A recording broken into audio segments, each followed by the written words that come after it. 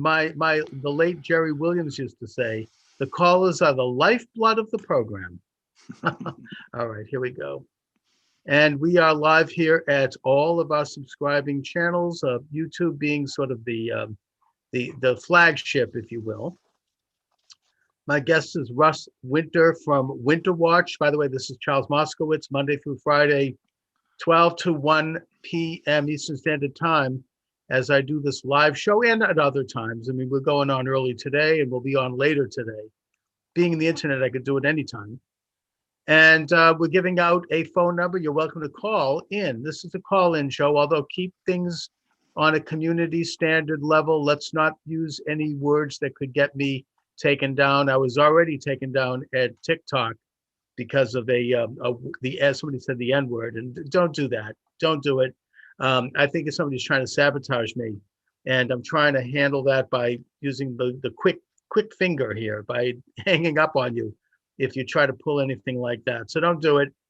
Let's keep things up. My goal here is to try to develop an online community where we can have an active live conversation Monday through Friday on issues and to go deep. And to help us do that right now, we've got Russ Winter here from Winter Watch. Russ is coming to us from Prague. Is that right, Russ? Correct. Okay. And Russ, you have a great article up here talking about this conspiracy theory that's been making the rounds for years. One of the main architects of it, I think it's safe to say, would be David Icke. And it's this whole idea that, I don't know, space aliens came down on Earth and they inseminated women and they gave birth to lizards. And it's really quite convoluted. And a lot of people have embraced variations of this over the years. So give us a little outline. Well, I mean, it kind of prompted, you had a lady that called in last week, and let me give you the big picture, really, kind of separate from David Icke. The lady called in and said that she was talking about how crazy people had become. Mm-hmm. And then she said that the conspiracy theorists, something to the effect that conspiracy theorists believe in lizard people and aliens and shape-shifting, et cetera, et cetera. Right. I kind of raised an eyebrow because I think I'm pretty tied into the conspiracy theory I think I have a lot of exposure to it. Yeah. Probably more than 99% of the people listening. And I'm not really familiar with very many people that believe that. It's not really espoused much on my site. It's kind of a very, very fringe theory. But I think what it is gaslighting and astroturfing. And I'll give you a specific example of why this lady's probably picking up on this story. First of all, she's probably looking at way too much mainstream media, and paying attention to all the little details. So you have this incident on the Capitol. There's this Q shaman guy who I think was a cutout. I call him the village. It's like a group of village. You're talking about the guy with the buffalo horns? Yeah, the Viking guy, right? Yeah. Total cutout, a LARP. That's a LARP, ladies and gentlemen. Right. And so the news story said that he believed that he was an alien. So perhaps that's what your caller was alluding to. And then the story at Nashville, Warner was his name. Yes, the one with the bomb on Christmas morning in front of the AT&T building. Yeah, well, it turned out that he hunted for lizard people in the woods. Now that's just made up. That's that's total fiction. And whoever's putting those stories out is trying to implant or embed in your mind a psychological gaslighting operation to get you thinking that, quote unquote, the conspiracy theory community is just saturated with these kind of people. Now, as far as David Icke, I don't know why he went that route. I actually saw a very interesting presentation by him in Prague a few years ago. He's pretty entertaining. He's very articulate. I think he's a good guy. Yeah. I don't know why he went down this lizard people scenario. Well, he's been talking about that for years. I mean, going back 20 years, they started with the Queen of England as shapeshifts into a lizard, and he traces it. He may be doing that to kind of protect himself. Okay. Because you get out there too far. There's a lot of dead conspiracy theorists. There's a lot more than we can ever imagine. We could maybe have a show on that sometime. Right, but anyway, getting back to this conspiracy theory, this has had a huge influence. It's both left and right. You find it on the far edges. I know someone in my circle who completely embraces this, and this person is way out on the far left. And Yeah. the idea is, this is something that I don't know. I don't see it as particularly harmful. I mean, it's not like they're advocating overthrow of governments. They're not pushing any kind of violence, as far as I can tell. But apparently, is there a connection between that and the so-called QAnon thing? Well, I think the QAnon thing is just another LARP. It was misdirection to discredit again because if you noticed AOC, let's just talk about the four groups that she mentioned. This is very interesting. AOC is completely unmasked herself, and she calls it a spectrum of four groups. Let's go over this Mhm. that need re-education. Oh, yes. Right. Now, in my mind, when somebody threatens you with re-education, that's the very definition of dispossession. They're Oh, going to it's dispossess you. an outright communist thing, and it's popping up. I mean, I saw it. I mean, Katie Couric has now called for it. Right. I was watching the Sunday morning show with Jane Pauley. She had a commentator saying this. This is mainstream. They're basically saying, now that Donald Trump is leaving town, what are we going to do with his 75 million people who voted for him? How are we going to reprogram? And they're using Right. that word, reprogram everyone. I mean, this is real hardcore communist type of propaganda. I mean, I don't know if they're literally going to send us to re-education camps. I think that they may send some people under certain guises. I don't know that, but the point is that what they're saying here basically is that anyone who supported President Trump is mentally insane. Well, they may just say you're a college student, and maybe you're say you're a Trump supporter, or maybe Yeah. you're a conspiracy theorist who reads Russ Winter's site. All of a sudden you're going to be sent in for some kind of counseling and mental health evaluation. That's dispossession. Mhm. It's evil. It's evil. It is. Of course, yeah. It is kind of a form of communism because that's kind of what they did. And so she characterizes as sympathizers. Well, that's a pretty broad category. A sympathizer of what exactly? A sympathizer would mean 75 million people who voted for Trump. That's No, what. not even necessarily Trump supporters. I'm not a Trump supporter, but I would. It's just a very, very broad group. I think populists. Populists, nationalists, traditionalists, conservatives, anyone who doesn't goose step to the left. Exactly. Now, the thing here is that this is a way to avoid legitimate dialogue, legitimate conversation based on reason and logic, where we actually take a look at issues that President Trump represented, some which we may agree and some not. But instead, the whole thing is painted with a broad brush. I mean, Hillary Clinton said it when she mentioned deplorables.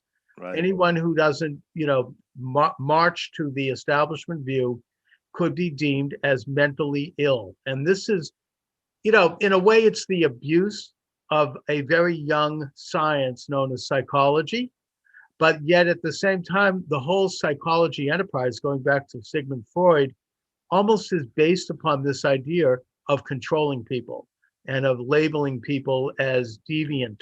I mean, in fact, the word deviant is used in sociology. It's not derogatory. It just says that you are not with it in terms of the given establishment view, that they decide what is real. They decide what you understand and how you understand it. And if you don't follow that, then you're seen as a deviant and as therefore somehow mentally deficient, and you need to be reprogrammed. Well, I mean, and then it's really ratcheting it up. I mean, it shows contempt and malicious power display, and it's Clearly. very scary. And to hear Katie Couric use it, and it's not just AOC. It seems to be it's mainstream now. Yeah, it's just they're mainstreaming into this leftist philosophy. So then you got conspiracy theorists. I guess they're worried about us conspiracy theorists. I don't know. Right. Well, maybe I should take it to heart that we're over the target, that they have to deal with us. But you can't just deal with conspiracy theorists by saying we all believe in lizard people. That's nonsense. That's when you see that in the media, you're reading a rag. You're reading the Lugan Press, and you need to shut it off. So my advice to the lady that called into you, tune some of this stuff out, or at least recognize it. At least be alert of how you're being gaslighted, and If that's your big fear, conspiracy theorists believe in lizard people? Really? That's the top of your list to call Charles? It kind of angered me a little bit. No, I know. I mean, it's exactly, and I mean, I almost think that, I mean, this, like elements of this so-called QAnon, it's almost like something that's being put out there to discredit legitimate people of opinion. I mean, who support nationalism, populism, all of it. You know, conservative. Yeah, I'm glad to hear you're right over the target. I totally agree. So they've got the conspiracy theorists, then they throw in. Then she just happens to throw in kind of these anti-white slurs because she doesn't like white people apparently, and none of these people seem to like white people. And I have come around to the point of view, kind of reluctantly, but over the last 3 years, as I've seen this ratcheted up, that they want to dispossess white people, particularly middle-class white people, populists, nationalists, the group that you talked about. It's a very nasty racial component to this. Yeah. And so if you have a problem, you know, if you're running interference against people that are, basically it's the people that are called white supremacists, which is another one of their nasty smears that they have, and Nazis, that's used as interference against people resisting this dispossession. And let's face it, we're being dispossessed. There's an attempt to dispossess white people and a lot of other people too. Blacks, for that matter, I think are being dispossessed. Right. Women are being dispossessed. But that's a whole different subject. Well, it seems to be a class thing. It seems to be they've really run the middle class and the lower classes into the ground with this COVID. Well, let's before we go into a talk about this whole racial identity movement, which is both on the far left and far right, I want to ask you about this so-called QAnon thing, because first of all, I don't trust anything that doesn't have a name next to it. I need to find out who is behind something so I can then evaluate who they are and what they're about before I even consider the ideas. And the fact that this QAnon thing doesn't have an identity, it's just sort of out there, I don't trust that. That's not, you know, because we don't know who's pushing it.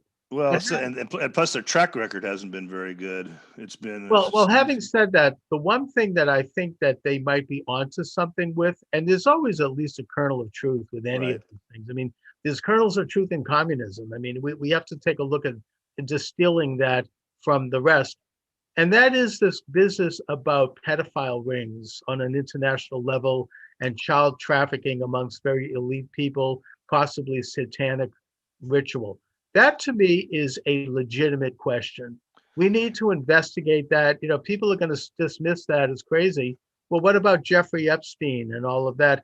That should be investigated. I mean, and then we'll find out whether it's crazy. I mean, the responsibility of our free press and of our journalists isn't to, like, you know, mock. Yeah, I mean, that's absolutely right. It's the whole compromise system. But, you know, here's what they do. They get over the target. They put these kernels out there, like you say, they're truth.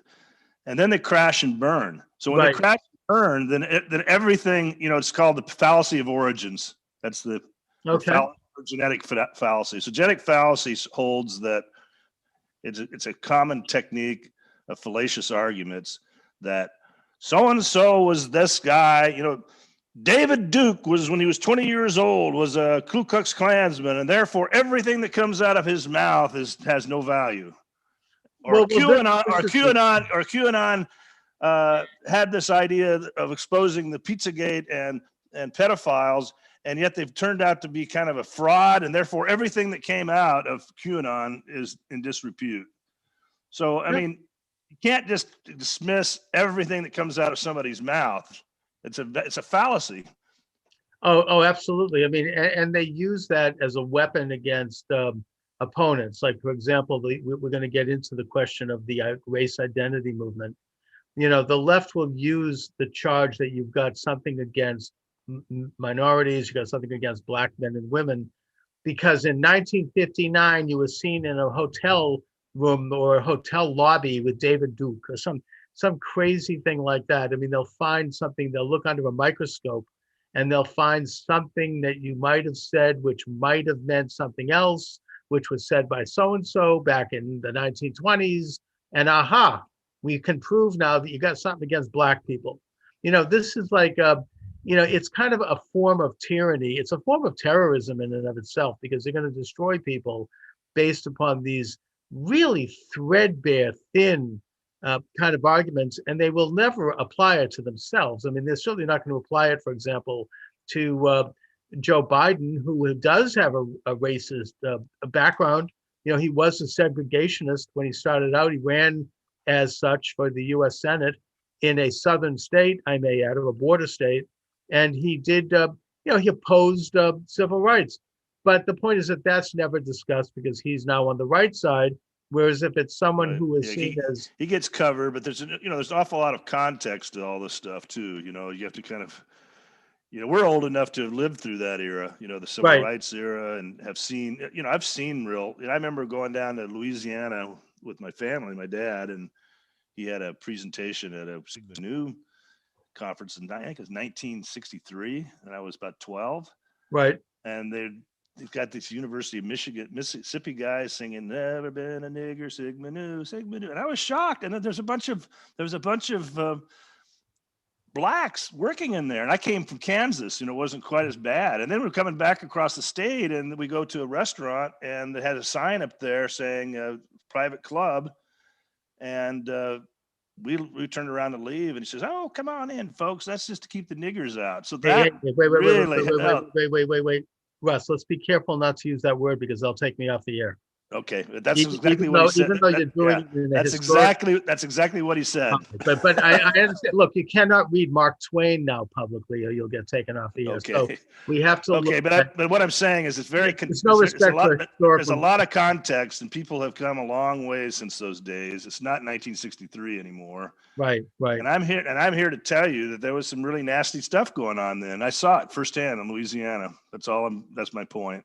No, I get it, and I think that it's safe to say that, in my opinion, racial conflict in this country has been greatly reduced since then. In fact, if anything, a young African-American person in this country today has a lot of opportunities if they want to succeed, in a way, more opportunities in some respects than a white person, because companies want to bring you in. Colleges want to bring you in. If you're going to be successful, you're going to be courted. And I'm not against that. I'm simply bringing it up to make the point that in the de facto sense, racism has receded in our society. I think it did. I think we made great progress. But this identitarian movement has reversed all that, and they've decided to go on the attack for whatever reason. What do you think the reason is? What do you think the objective is? Just divide and conquer? I think they want to keep racism alive because it serves a political purpose. I mean, it goes back to, in the 1980s, you had this Harvard professor, Charles Pierce, who developed the concept of microaggression theory. And basically what that is that someone can be, as I've said earlier, examined under a microscope to find a racist gene, to find something about them that they did or might not have done. And then it's magnified and held up, and they can be destroyed for that. And it's not, look, that's not to say there isn't racism, but the point is that it's very subjectively applied. It's applied to people who are seen as enemies of whatever the establishment is and whatever they think is right. And if you are part of that, then you're given protection, you're given a pass. You don't have to undergo the microaggression microscope. And it's, in a way, it shows how much we actually have grown as a society, in that we no longer have overt racism where you have Jim Crow laws and you have people saying you can't, go here because you're black or something like that. So they're having to almost dig up and invent this to keep it going, because there's a whole establishment that has developed around that. There's a whole cottage industry around it. And it's a business. It's like a business. It is a business. It's a money-making business. And also it's a political football for the left. They can use it to throw at enemies and protect friends. It's a racket, in other words. And it doesn't actually address genuine racist policies, most of which emanated from the left. Things like nationalized welfare programs, which hurt the black family that had been intact before that. an attack on the Black church, an attack on Black entrepreneurialism, an attack on Black education with their rotten behaviorist inner city schools that are basically political soapboxes, rather than teaching young people how to read and how to think and how to develop cognitive skills. So, the real racist policies, I think, emanate from the same group, this leftist establishment, that is then attacking anyone that doesn't agree with them based upon trivialities and superficial things. Somebody makes a little insulting remark. These things are trivial compared to the real racist policies that almost have become institutionalized. I mean, I'm convinced there's a dispossession thing Yeah. going, and 3 years ago, I wouldn't have said that. 5 years ago, even 5 years ago, I kind of thought race relations weren't that bad. I mean, that was kind of, after all, the country elected Barack Obama president. That's not really a sign of a super racist country. Not at all.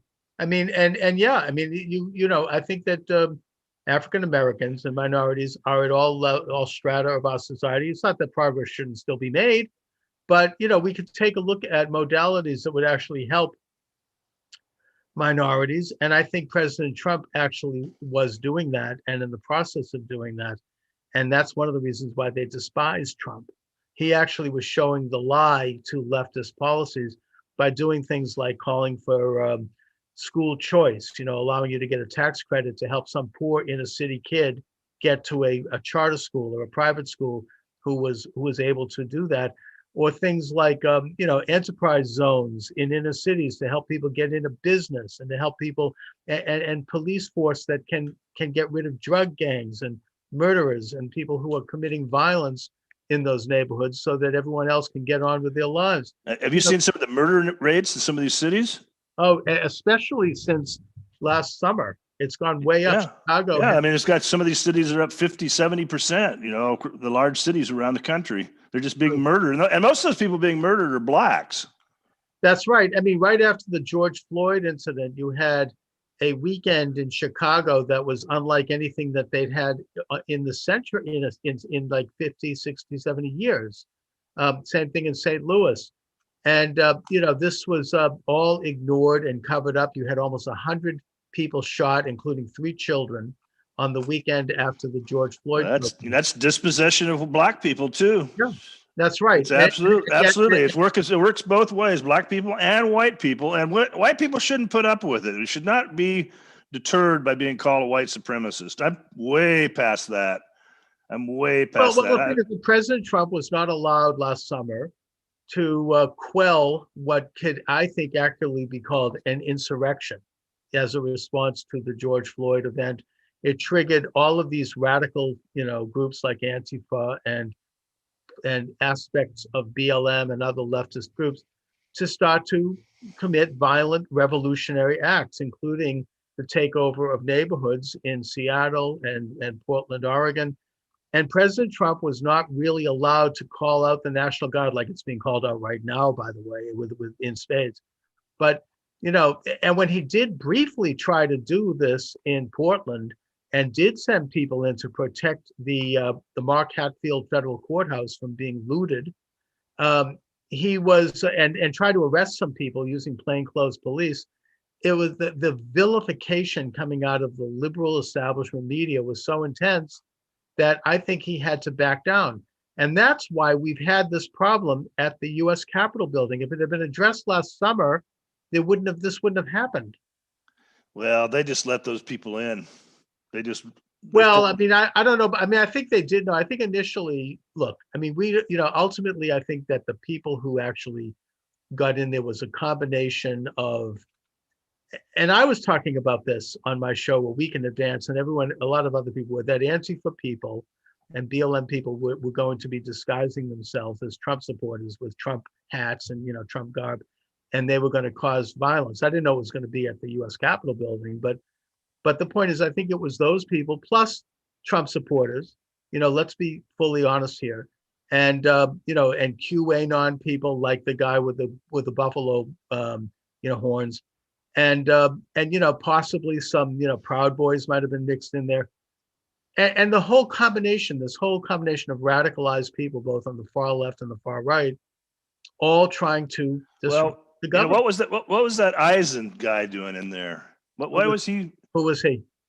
Oh, that's the The son of the judge? no, the Obama guy. Look, there were, yeah, I mean, I think that as we research, What was he even doing there? He was basically over there when the Babbitt got shot. He's over there in a black suit yeah. on the scene, lifting her up, doing something with her. He's one of Obama's guys that they put in to do this transition project. He was I don't, yeah, hands on during that thing. It's see, amazing. I don't know about him, but I know there were all these guys. There were these orange knitted caps that looked like they were part of some kind of a paramilitary group. No one in the Trump orbit had ever seen that before. No people who Right. wear orange hats, you know, in the Trump world, those are people who are going hunting. I mean, they're not people who are involved in protests. And you saw them marching down the street in front of the U.S. Capitol building, chanting something like "Take back our streets, take back." That's like a communistic thing. That's not the kind that it didn't look like a Trump thing. And look, to my way of thinking, you know, there were some Trump supporters who kind of followed everyone in peacefully. Even the guy with the buffalo horns, he wasn't violent. He just walked in. It wasn't like He didn't walk in. He was escorted in. Yeah, that's probably more Kinda, like. you know, I have the photo, and it says, "Come on in, boys. Let me show you the way." You know, I know, and they showed them in the Senate, and the policeman is there. You know, come on, guys. You know, this is very important area, but they weren't doing much to stop it.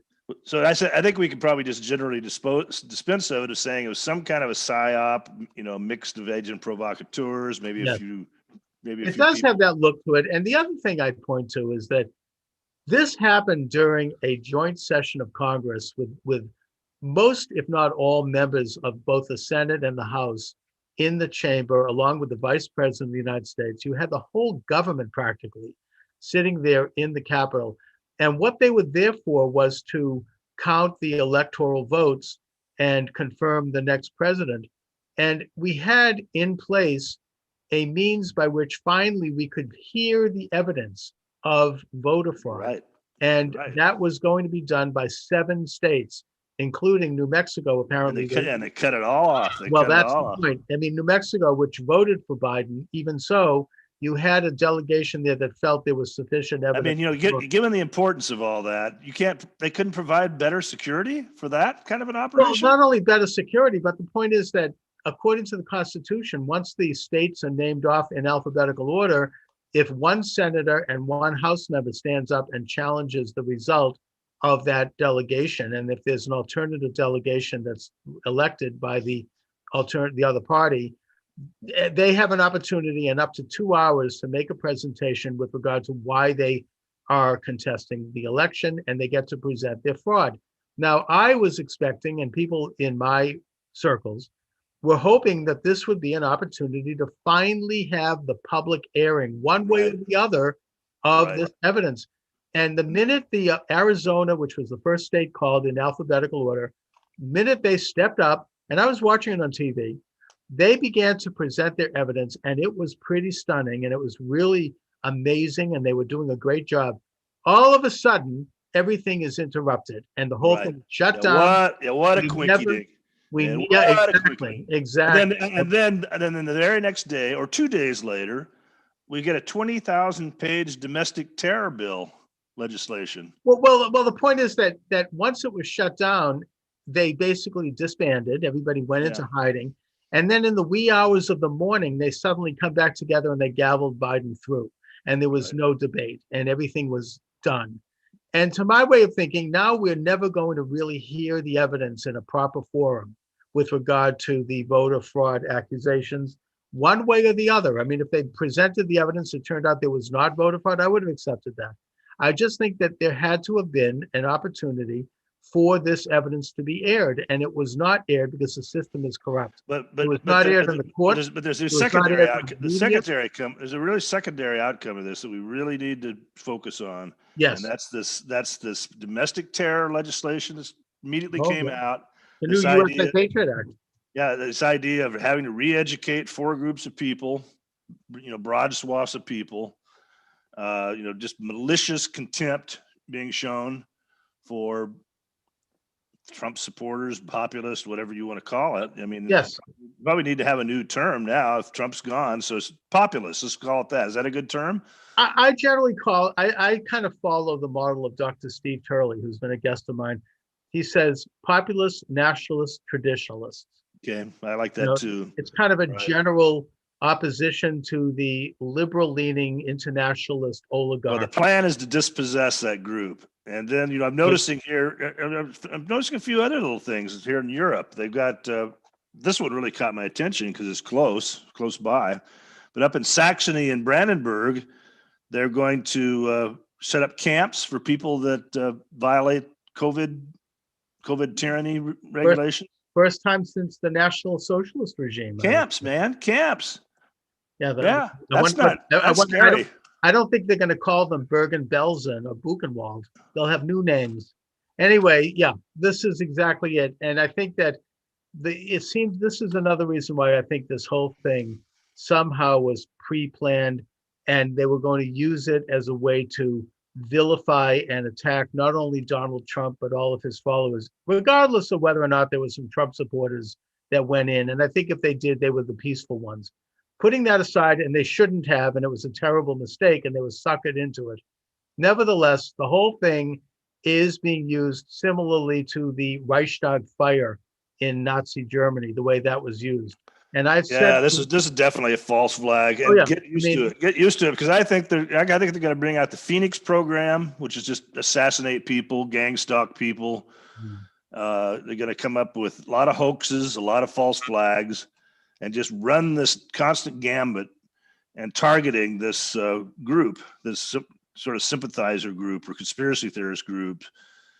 And again, I'm just fascinated. Let's talk about that, Russ, because this is the aftermath of this event, which is now being labeled the most incredible thing since Pearl Harbor. I heard someone say. I mean, I think it was historian Michael Beschloss has described this as that. And this is we're never going to forget this day. They're saying it's going to be like remembering 9/11. This is like the biggest thing. A couple of bozos walk through the Capitol with with horns on and break a few windows. Yes, we shouldn't have. Conservatives shouldn't have done it. And yes, some people died, and we should remember that. But the investigation is not yet over in terms of who these people were. I think that as they further investigate, they're going to find out that most of them were liberal Democrats. And, well, I have to point out something to your audience. Where's the frigging CCTV cameras? Yeah, where's the footage? I think we had CNN there with that Jade and what's her name? Right, and in bed. With the identified Antifa leader, that being this guy Mark Sullivan, who was one of the ringleaders and who was there like, we're gonna. He was just hysterical about how well they were pulling this false flag off. And she was there, obviously. Not only was she there saying, "We did it, we did it." Yeah. Sounded like out of Legally Blonde at the end, where she goes, "We did it." That's not suspicious. Come on. Yeah, and then the two of them appear on CNN with Anderson Cooper, and they didn't mention the fact that they were friends and that they knew each other. So yeah, I mean that was, and plus they were filming. I mean, and even said, "Oh, this is going to be the greatest film you ever did." Look, the point is that now that it's in the can, they're going to continue to try to use this, as you say, as a weapon, as a bludgeoning instrument to destroy not only anyone who supported Trump, anyone who doesn't march to their view. Pretty soon, it's going to be criminalized to even mention that you believe that the election had been stolen, or to in any way talk about that. And you mentioned that they're basically now pushing through a new version of a USA Patriot Act. Russ, tell me about that. What I don't know all the details, but I think it's been on the books for a while, so it's been ready to go. I think I'm trying to remember the guy, the senator from Durbin. Oh yeah, Dick Durbin, sure, from Illinois. So they're taking his work. It's been kind of on the back burner because I don't think that Trump would have supported it. But now that Trump's gone, they can ramrod this thing through. And I think that this false flag is a premise, and they'll do more false flags. They don't even have to be very good false flags. They could be sloppy, sketchy false flags that most people should start seeing through. I think a lot of people will.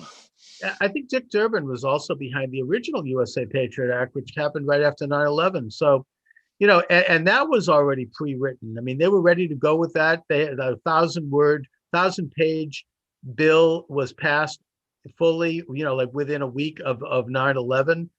And, and that goes back to the anti-terrorism legislation that was crafted after the Oklahoma City attack by people like Representative at the time, Charles Schumer, and others, who called for secret trials and tribunals behind closed doors and people imprisoned without testimony or facing their witness.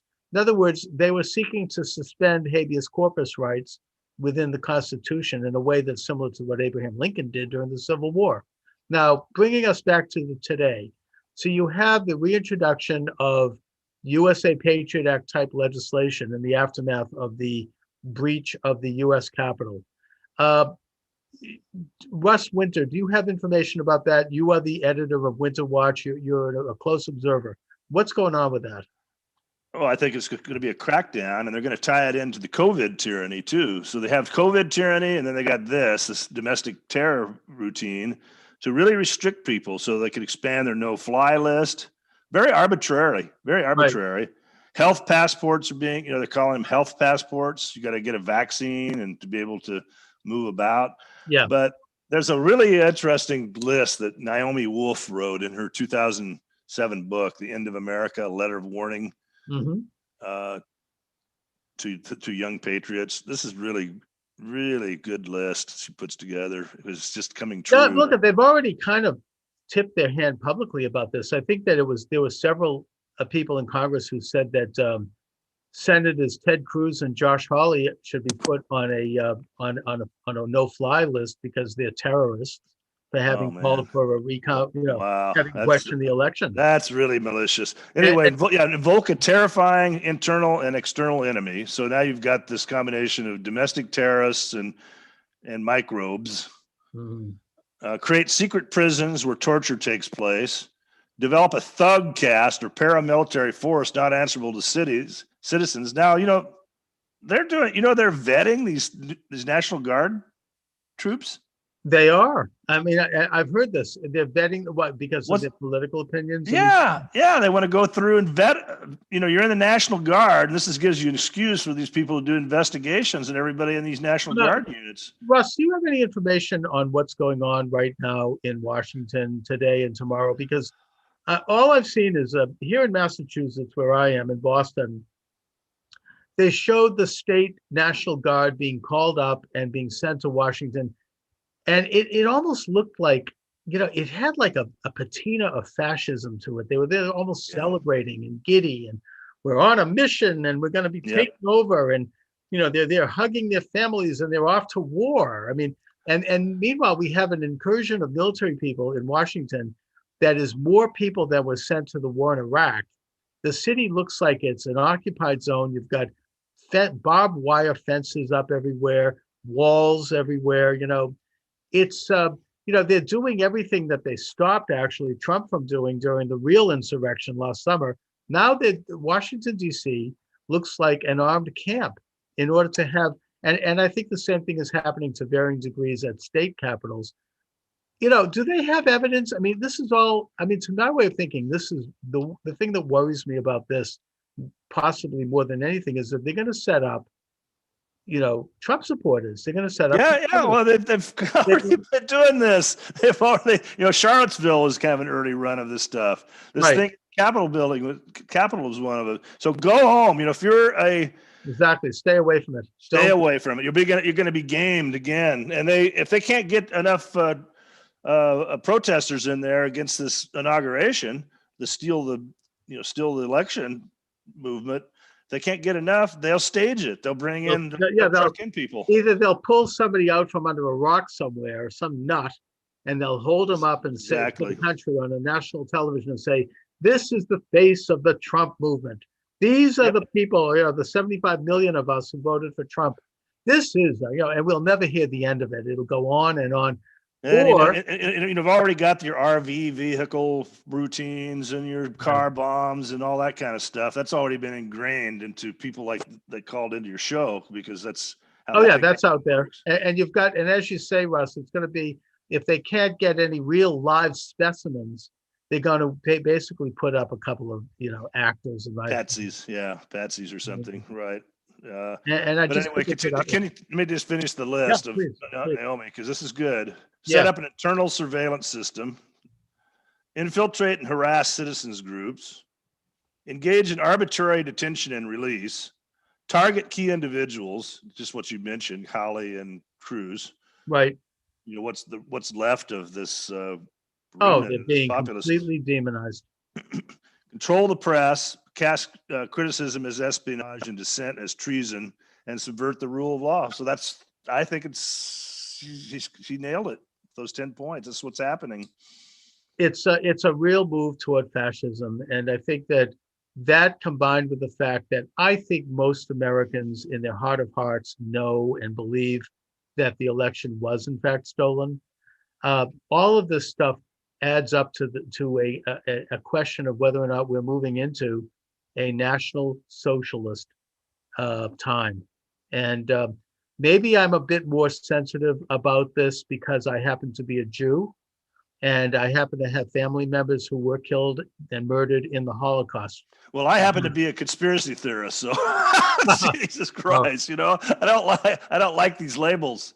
I no, really but I mean, the don't. point is, I grew up hearing talk Right. with my old uncles and aunts sitting around the kitchen table, talking about family members who've been murdered in the Holocaust, and I was fascinated by how that could have happened in a place like Germany, which is a great civilized center, and what were they thinking and what were they doing and how did this all take place?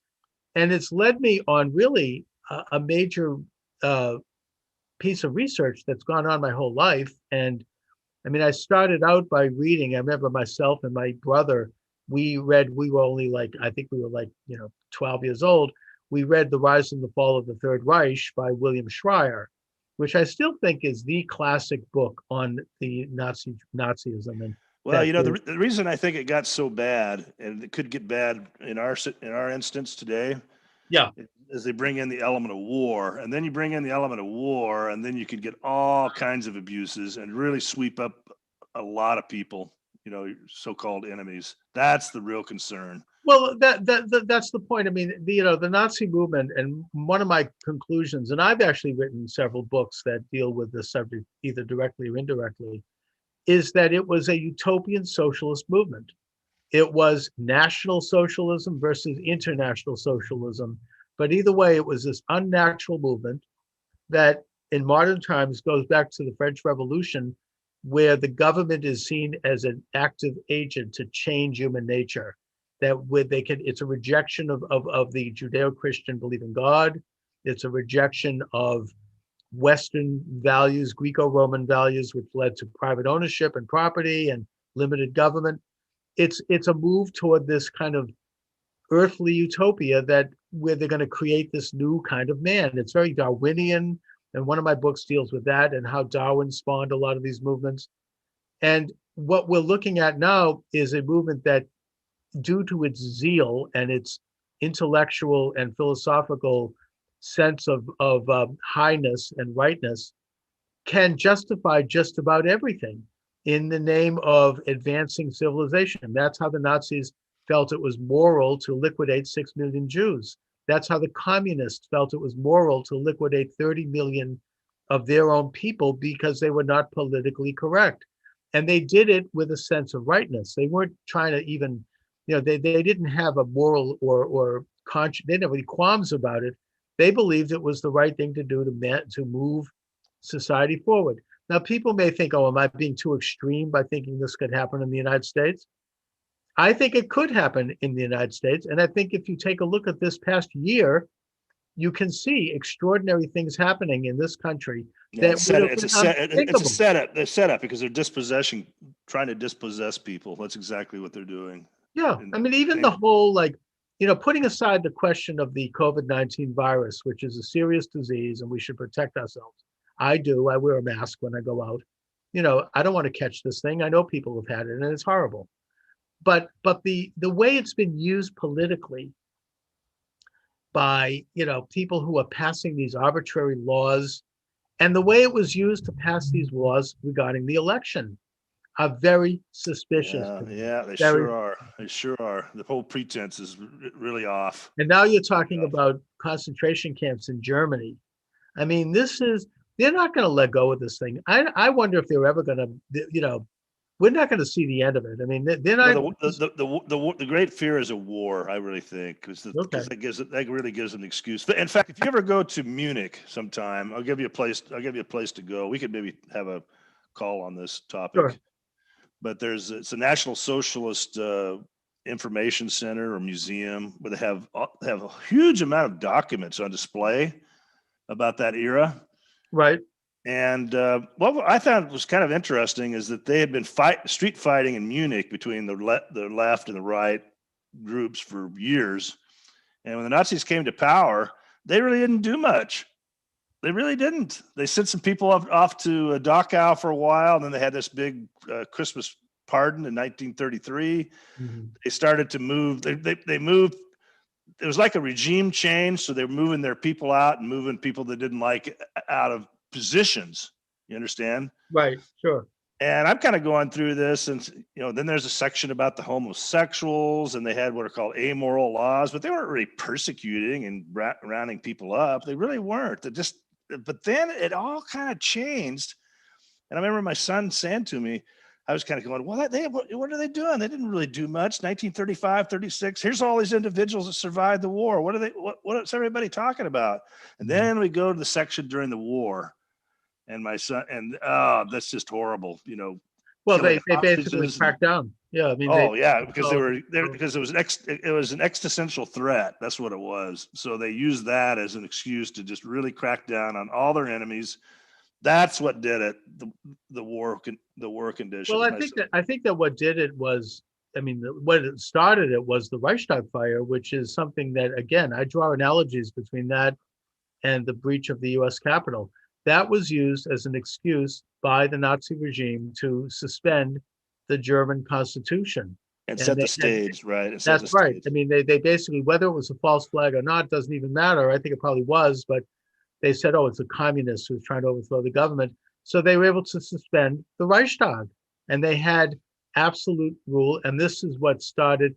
And then, of course, a year later, Hitler, after having a meeting with Mussolini and consolidating his alliance, Mussolini advised him to get rid of his political opponents by having them all murdered. And thus he launched what was called in Germany the Night of the Thousand Knives. And it went on for about a month or two, where he disbanded the Brown Shirts, the SA, by having Fritz Röhm murdered. And he got his, Schleicher was murdered, the former prime minister. Hitler even went after, apparently a high school teacher in Vienna who he wanted to take out. Anybody that he personally didn't like and anybody that was a threat to his regime. It's been speculated by some historians that it had something to do with the fact that Hitler had been a communist right up till the early 1920s, and that he needed to have all of that information expunged, that the reason he wasn't advanced in the army during World War I, he only made corporal, when in fact he actually had a pretty good record in the army, was because he was communist and his communist associations. And he wanted to have all of that information destroyed, so he had anybody killed who knew anything about that. But regardless of how it happened, you had a major purge take place in a very brutal way in Germany about a year after he came to power. And I'm not saying that that's going to happen here. Well, today it's a tech purge. It's basically taking away your voice and taking away your platform and your ability to counter some of this stuff. Who would have thought that Twitter would have the nerve to actually deplatform the president of the United States and take out Parler, which was, by the way, Parler had nothing to do with anything. I mean, nobody on that who was in the Capitol had a Parler account. So that's obviously a political thing. They don't like the fact that Parler was competing with Twitter. And, look, let me just briefly, what is fascism? As opposed to communism, where you have outright ownership of all property, where the government itself becomes the corporation. In fascism, you have a government that forms an alliance with select businesses and corporations who then participate in a partnership in terms of governing at the expense of competition. That's what why in Italy, for example, instead of having a parliament, instead of having a Congress, they had a council of corporations who assisted Mussolini in his rule. And that was consisted of companies, private companies that had monopolistic control over their areas and that directly participated in the government. That's what Nazi Germany was as well, with the Krupp company and with a bunch of others. And that's what this is. When you have Twitter and Google and Apple basically able to purge offline their competitor, that being Parler, and people they don't like, such as President Trump, they know that the incoming Biden administration is going to maybe not publicly and openly ally itself with it, but they know they're not going to do anything about it. So they know that implicitly there's a partnership there. And that is fascism.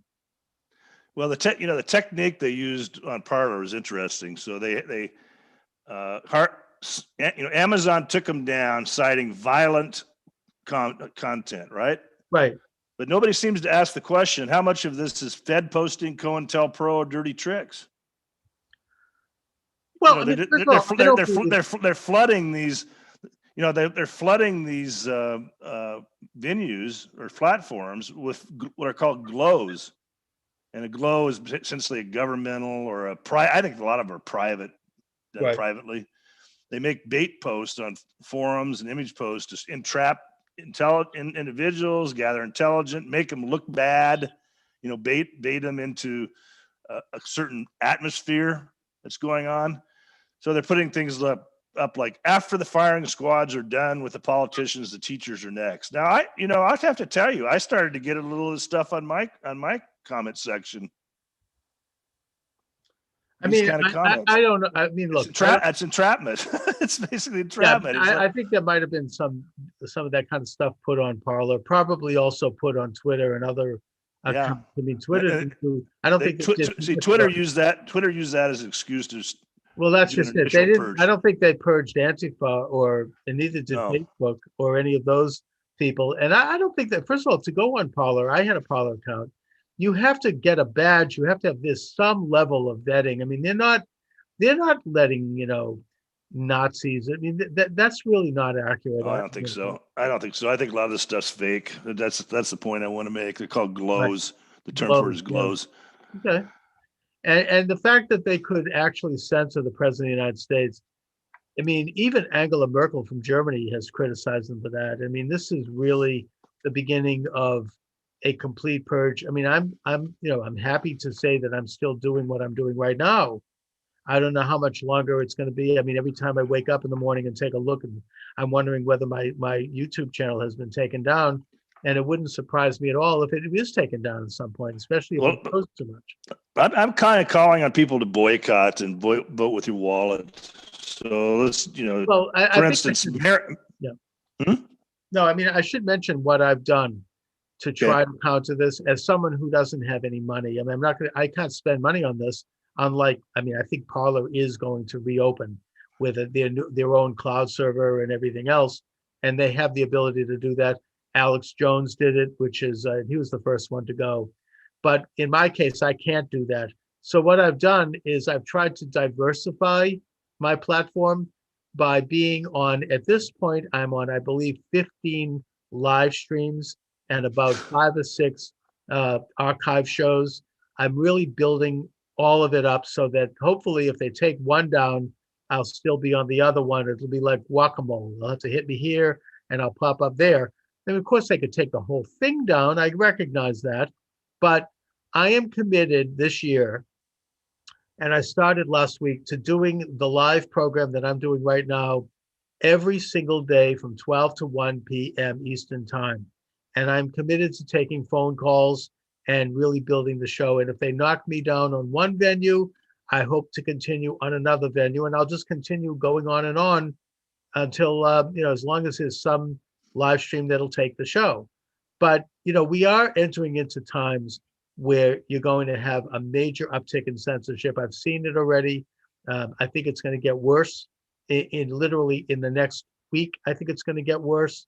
And, we can't know what's going to happen. But I mean, they're making a big mistake if they think they're going to censor opinion. Well, what about the idea of just boycotting and voting with wallets too? I mean, let's just take this Senator Josh Hawley's book, "The Tyranny of Big Tech," that Simon and Schuster wrote.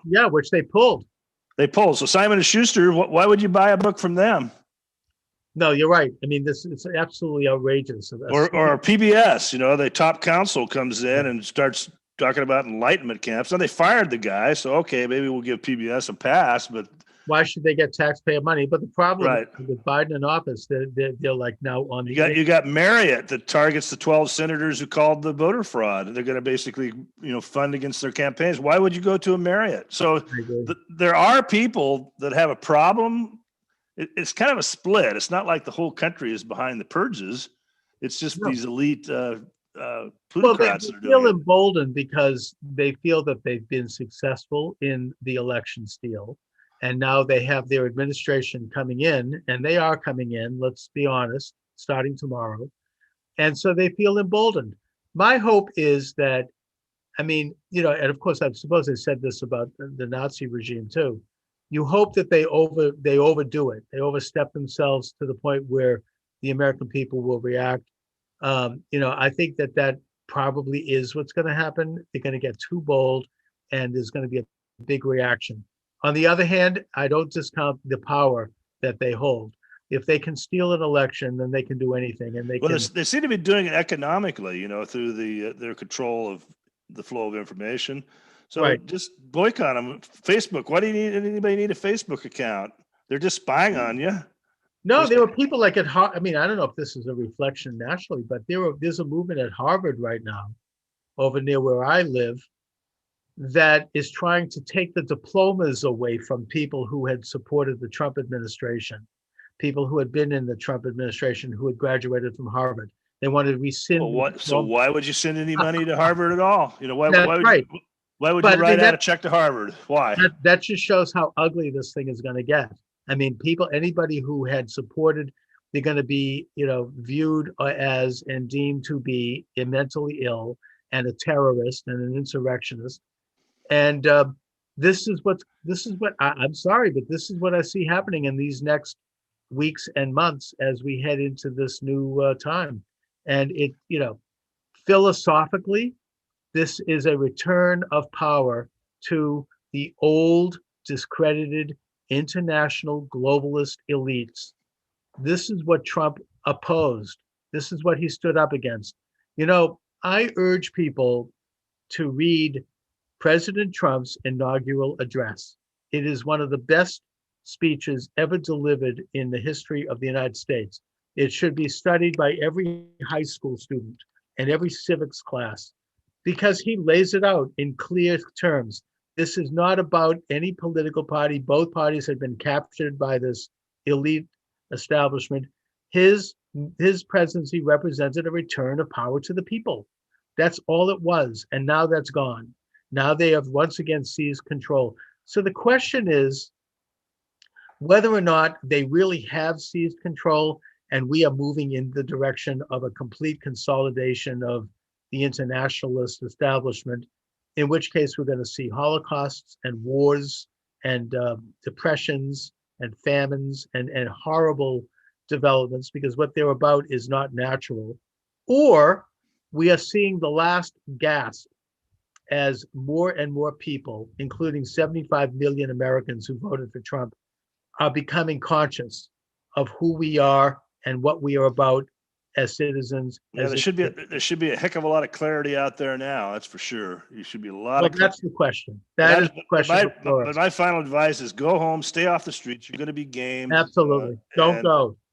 Start looking at people to boycott and not spend their money. People need to retrench economically anyway. It's just I agree. I wouldn't spend money on anybody that supports this.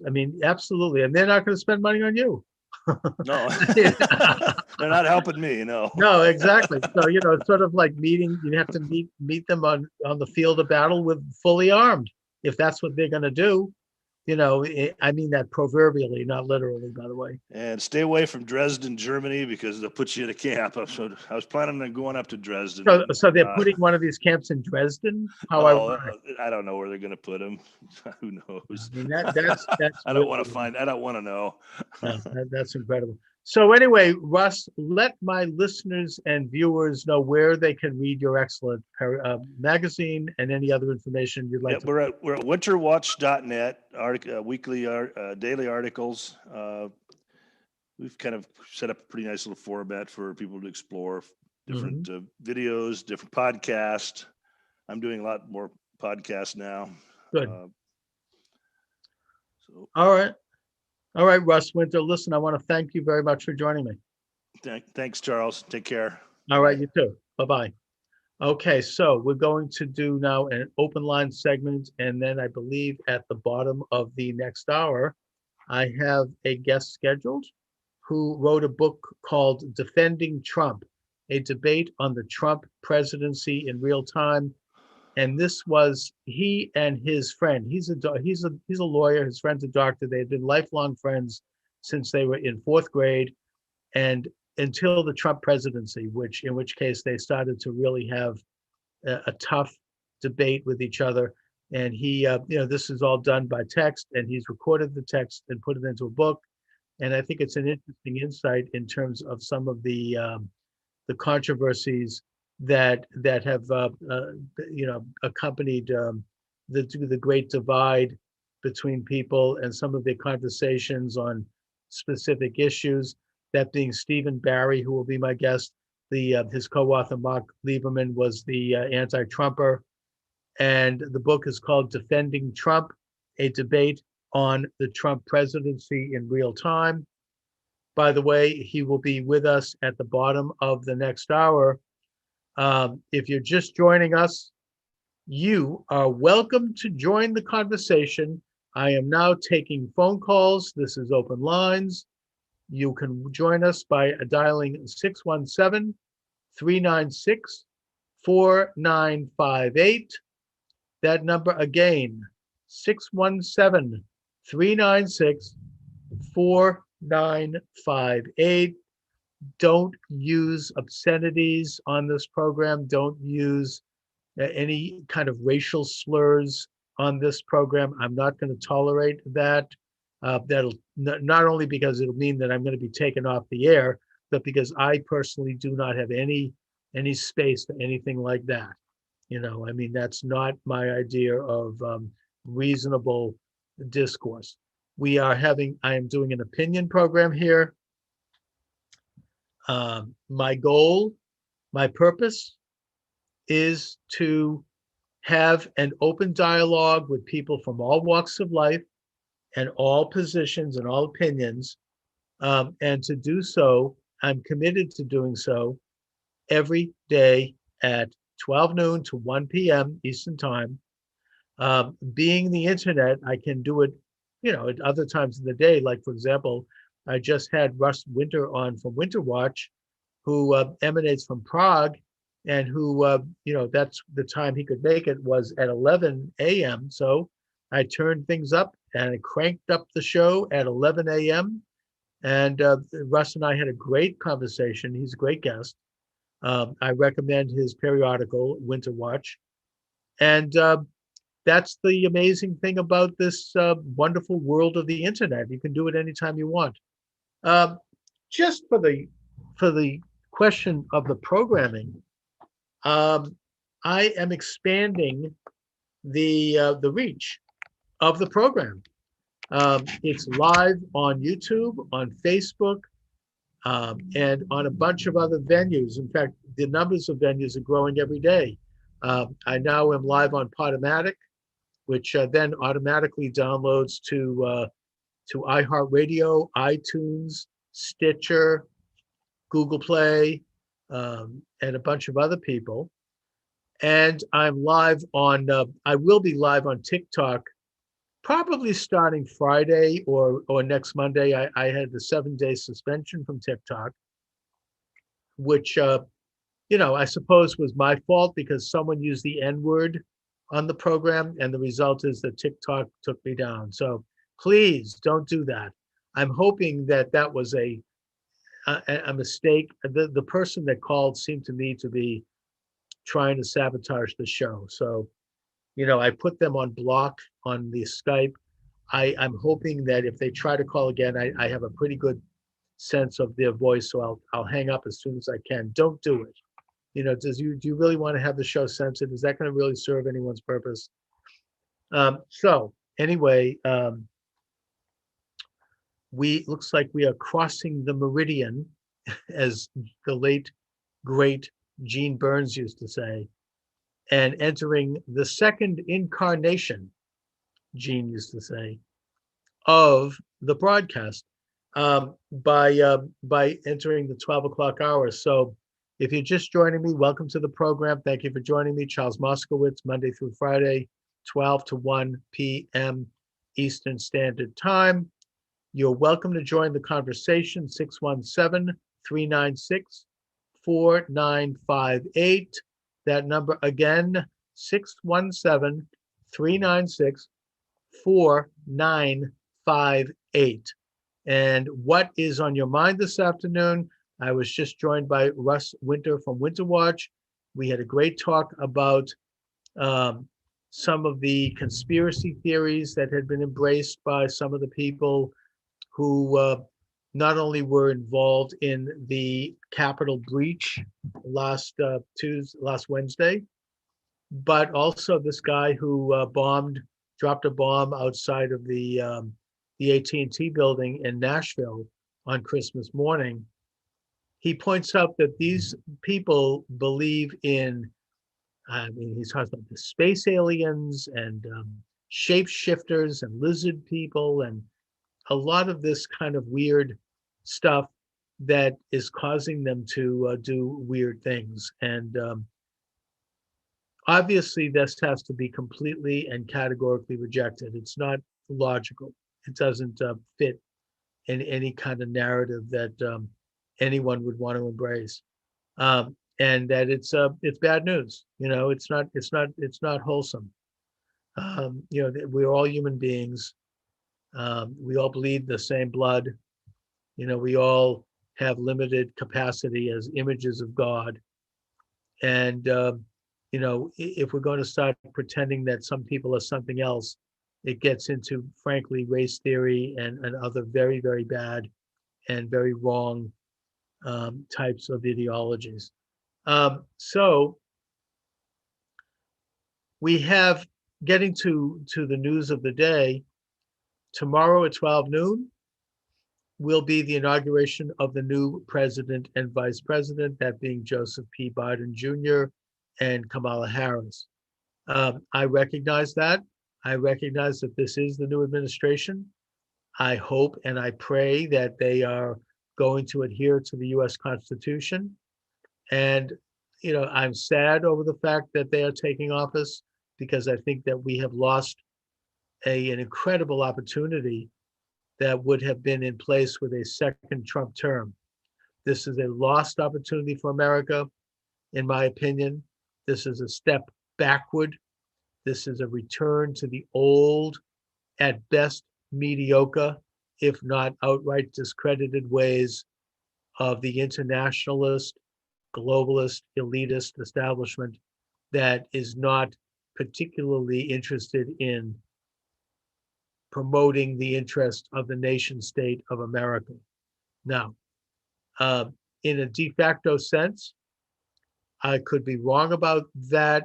And I say de facto because I think that perhaps, hopefully, the Biden administration is going to be responding to what we might call realpolitik, the democratic impulse to try to adhere to the will of the American people. And I think that they know, just like most others, that the election had been stolen and that Trump won an overwhelming victory. And therefore, they also know that they have to continue with Trump policies and not change anything too radically. Maybe a few cosmetic changes, but for the most part, they're going to have to stick with the program in order to succeed in order to advance the midterm election agenda in Congress for the Democrats, and in order to be successful. And I understand that, and that's how our system works. That's how the system should work. And if they do that, then I will applaud that, even though, again, I think that their election was not legitimate and that it should be investigated. Nevertheless, Biden and Harris are going to be president and vice president if and when they are inaugurated, and I assume they will be tomorrow at 12 noon. And therefore, I want them to do well because I want my country to do well. And if they adhere to the good policies that were put in place by the Trump administration, even though I don't think they're going to advance anything new, they're not going to improve on them, but at least if they adhere to the bottom line of them, then that's something that I will, as an American citizen, applaud. And I think there is at least, and maybe I'm engaging in wishful thinking here, but I think that there is a very good possibility that they're going to, again, because they want to, number one, because they want to succeed, and because they know that that's the will of the American people, and they want to win the midterm election, or at least not get, creamed in the midterm election. And secondly, because they know in their heart of hearts that those policies work, that President Trump was right, that President Trump's policies did improve the economy. It did put America in a better position in the world. It did result in more peace in the world. It did all of the things that President Trump said it would do. So for that reason alone, because they want to be successful, I think that they will, or maybe again, I'm engaging in wishful thinking here, and we shall see. But I believe that they will continue with those policies. Now, having said that, there are major concerns for Trump supporters, people like me, the deplorables, if you will, that we're going to be purged and we're going to be denounced by elements that are coming into the Biden administration that are very exuberant, and that I honestly don't think that Biden is going to do much to prevent or to stop, because he also has to deal with the political calculations of their power. And that is a very big power. And that's going to mean not just purging from public life and from careers and from economic opportunities and from other areas of culture, anyone who supports the Trump positions publicly. But it may also mean, and I think there is evidence of this coming up now, that those of us who support the Trump principles, who believe in things like the fact that the election was stolen, who believe in America first, who believe in God, who believe in our country first, as I just said, that we are going to be deemed to be mentally deficient, if not mentally ill. And that this has always been bubbling under the surface. This has always been an aspect of the whole young science of psychology and psychiatry. It has always been used, has always been a part of it. And I'm not against psychiatric research or psychological research. I mean, that's the study of the human psyche. That's fine.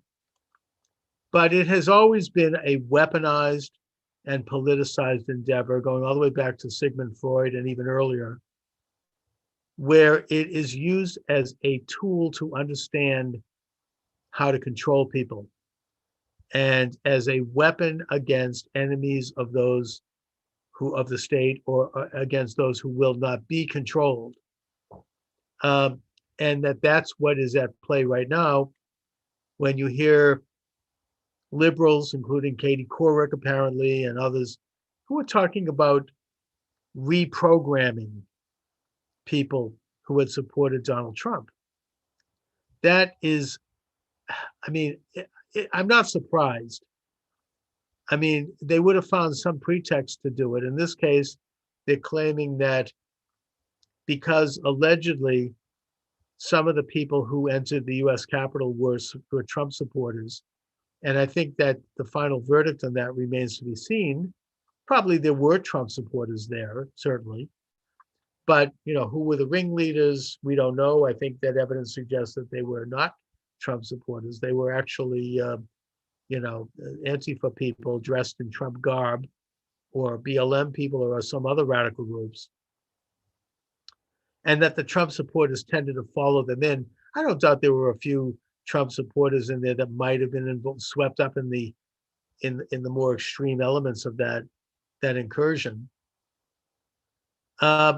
But this is going to be used as a pretext to not only censor Trump supporters going forward, especially if we become too vociferous, but also to deem us as mentally deficient. They're going to use the enemy of psychology against us. I mean, I think that there was a book. I mean, look, there's a whole cottage industry. This is also true of George W. Bush, I may add, but it really ramped up under Trump, of psychologists psychologizing Trump and saying, oh, he's this, he's that, he's a narcissist or whatever. They use various names.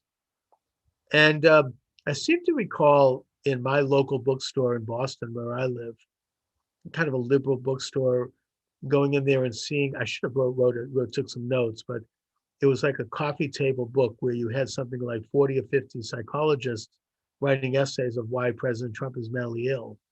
This is the establishment of the American psychological community. I don't know if it's the official line of the American Psychological Association, but this is really the nut of their thinking. And by extension, they believe that any of us, the so-called deplorables, that we are also mentally ill and that we need to be deprogrammed. This is what we're looking at coming up this year. And we have better be on guard to counter that in every way we can. This is really, really rotten. It is fascism in its most pure form.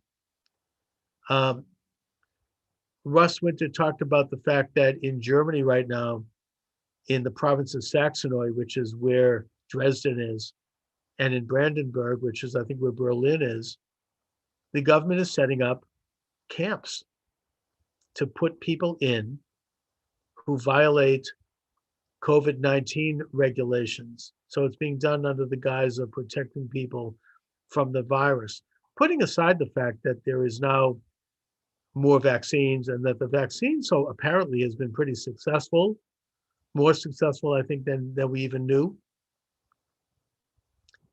That this is the beginning. I mean, that it just, to me, it shows that they're not going to let go of this thing. It resulted in too much power concentrated into the hands of the elites, and they are using that power to further their agenda, whether it be reducing private ownership by ripping apart small businesses and consolidating economic control in the hands of the oligarchs in the form of like Amazon and whatnot, Google and others, or if it's used as an excuse to change election laws in states, and by doing so, doing a complete end run around state legislators who have the constitutional power to regulate elections, in a way that favored stealing the election and helping Biden get elected. I mean, they've done this, I think, I would contend. And the result has been that they are more drunk with power than ever.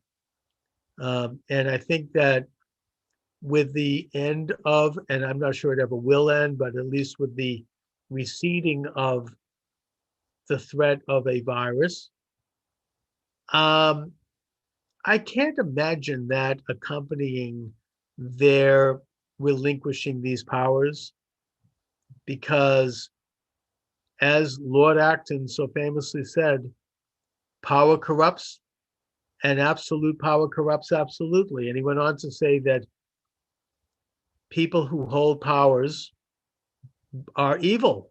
Evil men are the ones who are attracted to power. whether it be formal power in the form of government, or whether it be informal power in the form of both non-governmental agencies that are given governmental powers, or cooperative corporations that work in partnership with such powers, that they're not going to relinquish that so quickly. They're not going to give it up, even if the virus recedes in its severity and in its threats. And that they very well may find excuses, instances, whatnot, to further hold on to that power. And one of the things that's worrying me right now that I could see as a trigger point in a way that is similar to the less intense, but yet nevertheless quite virulent trigger point of the incursion into the US Capitol building, something that the establishment is now building up to be the equivalent of Pearl Harbor or 9/11. I mean, I was watching one of the news shows yesterday, I think the Sunday Morning, which is kind of presents itself as an innocuous, softball type show. Nevertheless, out slips a few comments about comparing this event to 9/11. We're going to remember this, 30 years down the road as this pivotal event, with the implication being that this was, that Donald Trump was at fault. And even Congress went so far as to actually impeach President Trump, alleging that he had been involved in an insurrection. Really? I mean, that makes a lot of sense, doesn't it? So what was Trump's goal here? To send a couple of guys with, buffalo horns into the Capitol to take over the Senate? And that would have meant that he could stay in power? Really? I mean, is that their theory? I mean, it's worse in a way as a conspiracy theory than was the claim that President Trump was spying for Russia, which was 3 years of investigations with the Mueller brown shirts, or that he had done something conspiratorial by slowing down aid to the Ukraine unless they continued their investigation into the Biden connection to Burisma oil, which, by the way, has now even the establishment admits was true. And President Trump was absolutely in his right to expect that this was to be impeached for this.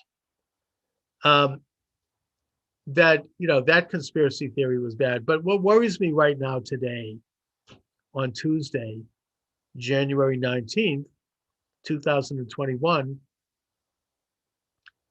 is that tomorrow, which is the inauguration day, the city of Washington, D.C., is in a state of military alert that it has not been since the Civil War, that you have more military personnel right now stationed in Washington than were sent to the war in Iraq, that you have state capitals who are doing something similar, not quite at that scale, and that all of this is to protect themselves from President Trump's supporters, right? And they're going to look for a supporter of President Trump to maybe look the wrong way, say the wrong thing, look out of place, maybe wearing a bullhorn or something, like looking like the guy with the buffalo horns, with a tattoo, or something. They're going to find someone, like under a rock. And they're going to have a public excoriation, like an auto da fe, which was going on during the Spanish Inquisition. They'll have a public, or like a John Brown, right, at Harper's Ferry. There's going to be like a public, not literal, but figurative execution of this person or this group. We have a caller. And hello, you're on the air. Thank you for joining me. Good afternoon, Charles. It's Paul. How are you? Hi, Paul. How you doing? Good to hear from Great, you. you? Good. What's up? Thank you. Thank you for taking my call. Yeah. I agree with everything you said in the last 5 minutes, especially. And I just wanted to add a point that, can you imagine, like when you were talking about the new COVID book, The Great Reset with Klaus Schwab, with Jay Dyer? Right. Can you imagine the long preparation, institutional preparation, that getting people to think that way, creating this fourth industrial revolution, that everything is going to be, the brick and mortar economy's gone, the internet economy's here, we're going to be renting everything. This is something that was long planned. I mean, oh yeah, clearly. Think about the papers that professors had to write and everything else for the institutions to be in line with this director of these multinational corporations, as Lenin called them, the blind, deaf, mute men, who have colonized and liquidated the planet Earth. And you're right, it's a large oligopoly that is going to control the planet like a one world ant colony, your famous saying. Mm-hmm. And they need to print money to give it to people. And it's like an assembly line. It starts in the people's hands.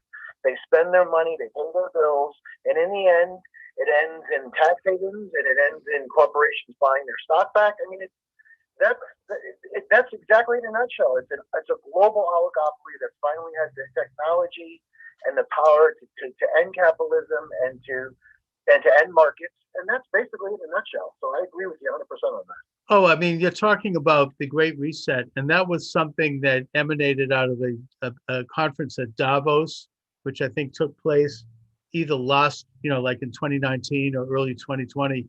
And for a while, they put the minutes to that meeting up on YouTube. It went viral, and then they deleted it. And what that was based upon this book by Schwab, in that it was the new world order going forward in our age. And it had some really nasty things in it, including that they're going to ban that you can't eat meat anymore. I mean, or, they basically calling for the United States to be turned into a province of the world and to have a diminution of American power, an end to private property ownership. Everyone's going to be a renter, an end to private currency. It's all going to be digitized and online, and a bunch of other things that are really, really eye-opening. It's an agenda that is not new.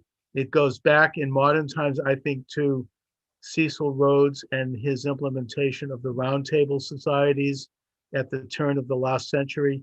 I would even say it goes back to the creation of the Illuminati in 1776. My source on that is James Billington, who is the author of Fire in the Minds of Men and who is the Librarian of Congress. So this isn't some conservative right-wing conspiracy theory. This is something that's been talked about very publicly by establishment figures. So yeah, that's what they're implementing. They're refashioning it in a way to match present conditions, which of course is exactly what Karl Marx talked about in the Communist Manifesto, how that each age and each society, you have to craft communism in a way that is disguisable and that is suitable for a particular society that's being targeted at a particular time. And that this whole agenda coming out of Davos is just another version of the same thing, except it's now being crafted in a time when we have these perpetual viruses that are causing us to live in a state of martial law. And we have racial divisions, which are cooked up by people like George Soros and other movers who are stoking the flames of racial conflict. And we have a time when reality becomes unreal and unreality becomes real in an election. But anyway, so yeah, Paul, this is an issue. I intend to talk about it as long as I'm able to have some format this year. And that's what we have to do. We have to expose it as best we can. Chuck, may I ask you another question? Sure. There's a great episode of Charlie Rose where Brent Shawcroft, Zbigniew Brzezinski, Henry Kissinger, all four of them are talking about this New World Order. Right. It's a great source, by the way, to show people in this day's conspiracy day three national security giants are discussing this topic. But do you think that this sort of idea goes back not just to the Illuminati in the different times, but throughout history? Yes. Where a group of families want to conquer the planet and become the first empire of the entire globe. Genghis Khan and Great go back. They were limited by by their technology. Don't you feel that there's a group of families, say the thousand richest families, wherever they are, they want to do something that's never been done in the history of the world? One culture, one religion, one world, one currency, everything, so that they can accomplish something that man has tried since the beginning, since, as you always very keen to point out, in the book of Genesis and the Garden of Eden. Right. You can become God and be the first group of families just come to the whole planet. Now they have the technology to do it. Yes, I do. I think that there's probably a select group of private families who are trying to do it. I mean, it's been written about, they call it the 300 families that control something like 80% of the world's wealth. I mean, the point in a more broad sense is that, as you say, this is a conspiracy that goes back to the Garden of Eden. It's an attempt by man, or by a small clique of people, to control the world and overthrow God and to just create this earthly utopia. That's what communism is all about. I mean, you could look at it in out in the open. That's what Nazism is about. That's what radical Islam is about. I mean, we could talk about the internationalist movement of Cecil Rhodes, which is more corporatist control. It is all this part of this overall attempt to control the world and to subvert human nature and subvert the fact that we receive our sovereignty not from our fellow men, but from God. And yeah, I mean, this is just another manifestation of it. I don't know if it's 300 families. I mean, I don't really, we can't know that. It's very secret. But we do know that it's something that every generation from the time of Adam and Eve till today has to confront, has to identify. It's part of human nature. It's a dark side of human nature. It tends to embody people who are in power, and they are furthering their power using technology, as you say, which makes it even worse and more dangerous today than ever. And we have to just do our best to confront it and identify it. Anyway, Paul, thank you for joining me, Paul. I appreciate it. Thank you. And let's see, we have a guest coming up in about 5 minutes here. So I don't know if I have enough time for a phone call. Let me just do a little introing of my guest. That is Stephen Barry. He is the author of Defending Trump, a debate on the Trump presidency in real time. It's pretty interesting because he started out as not really much of a supporter of Trump, but as the presidency was unfolding, he became a staunch supporter of Trump. And his debates with his childhood friend, Mark Lieberman, who apparently they'd known each other since fourth grade. They had been lifelong friends, but apparently because of Lieberman was staunchly anti-Trump and very much part of the never Trump movement, if you will.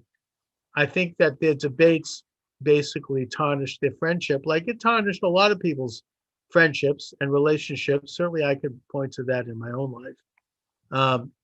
And that he recorded these debates in the form of, I guess, back and forth texts and published it in a book. And the book gets into all of the various issues that came up during the Trump campaign and during the Trump presidency, including all of the myths and the lies and the deceptions that were presented, like that Donald Trump has something against disabled people because he made the speech where he wiggled his hands over this reporter who had changed his mind conveniently. And unbeknownst to Trump at the time, this reporter happened to have some kind of a physical disability. Nobody knew this.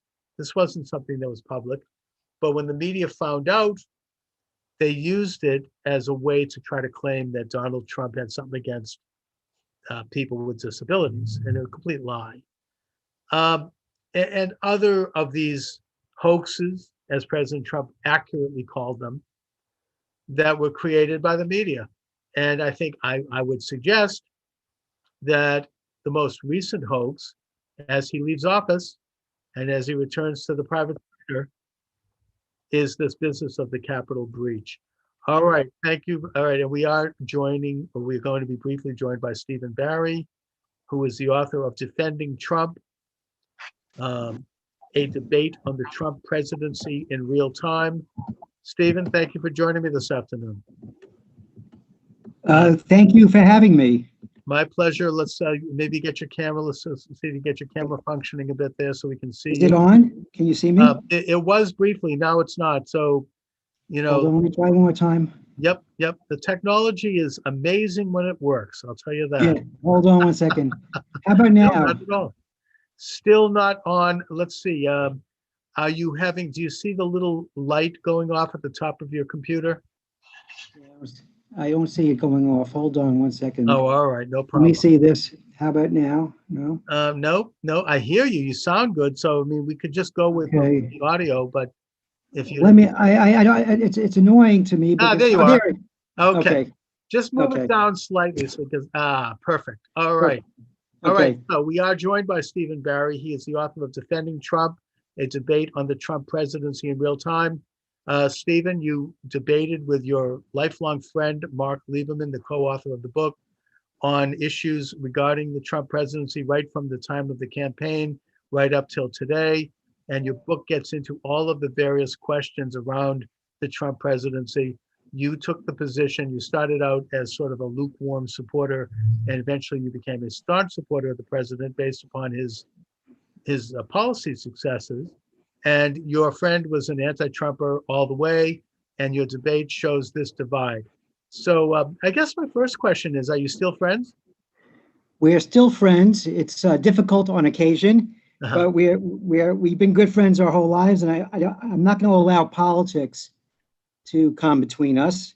Right. Even though there are times when I see a text message from him and I think to myself, how am I friends with this guy? But we're good friends, and we'll remain good friends. Yeah, because I think that, I mean, I've had situations where relationships have been strained, and in my life, because I'm an open Trump supporter here in Massachusetts, and I can tell you stories, I mean, that are harrowing with people who are part of this anti-Trump, I would argue, cult, because I don't think it's based on rationality. Did your friend ever really explain in clear and cogent terms exactly why he dislikes Donald Trump as a person and as a president?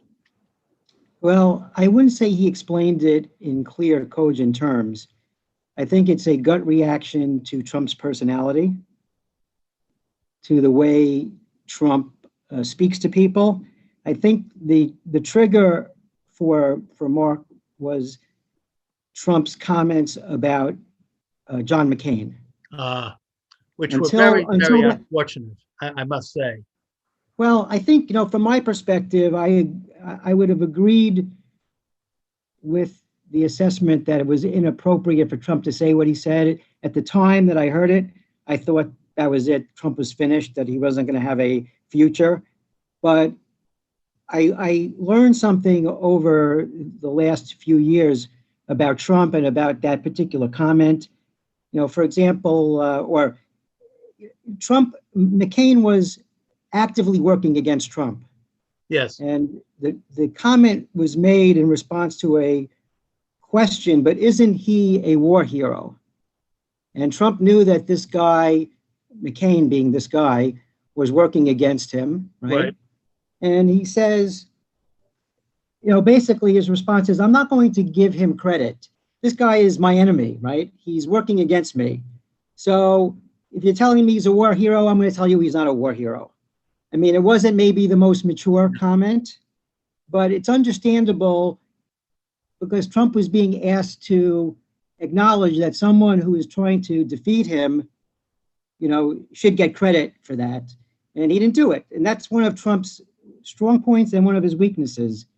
I think he got emotional, and he basically, he could have simply said that, look, McCain is working against me. And apparently McCain was involved with a whole phony dossier, I guess, that, I'm talking literally working against him, trying to smear him and trying to have him discredited with false information. So Trump had a reason to dislike McCain, but yet he misspoke by bringing in the veteran piece. I mean, it might have been a setup. We don't know, but sometimes Trump tends to be a little, too loose in that way. But we have to, as you say, Steve, we have to look at that in its proper context and what McCain is doing. And unfortunately, McCain was so bitter, I think, about Trump's victory, actually, because he lost. And I think that's also what motivates Mitt Romney, in my opinion, that he actually voted against the health care bill that would have really reformed Obamacare just out of personal spite, just That's because he true. didn't want to see Trump get a success. And in the process, he damaged the country. I mean, he damaged the ability of the Trump administration to present what was a forward-looking and progressive policy agenda. It's too bad. Well, one of Trump's obstacles throughout his entire time as a politician has been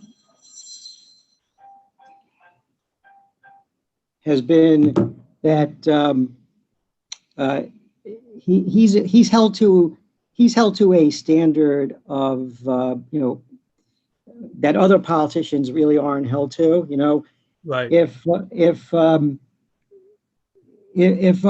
Obama, I'll give you this example. Trump's role in the Capitol riot, I think, is regrettable. I think he did have a role. I think it was very bad judgment on his part. The bad judgment being, in my opinion, that he gave false hope to his supporters that there was something that could happen on January 6th that would result in the election going to him as opposed to going to Biden. Right. And that really was not going to happen. There was no chance that was going to happen. And this has nothing to do with the validity of Trump's claims about election fraud. This just has to do with reality. Mm-hmm. It was done. It was baked. It was over. He gave people false hope. And Trump's been accused of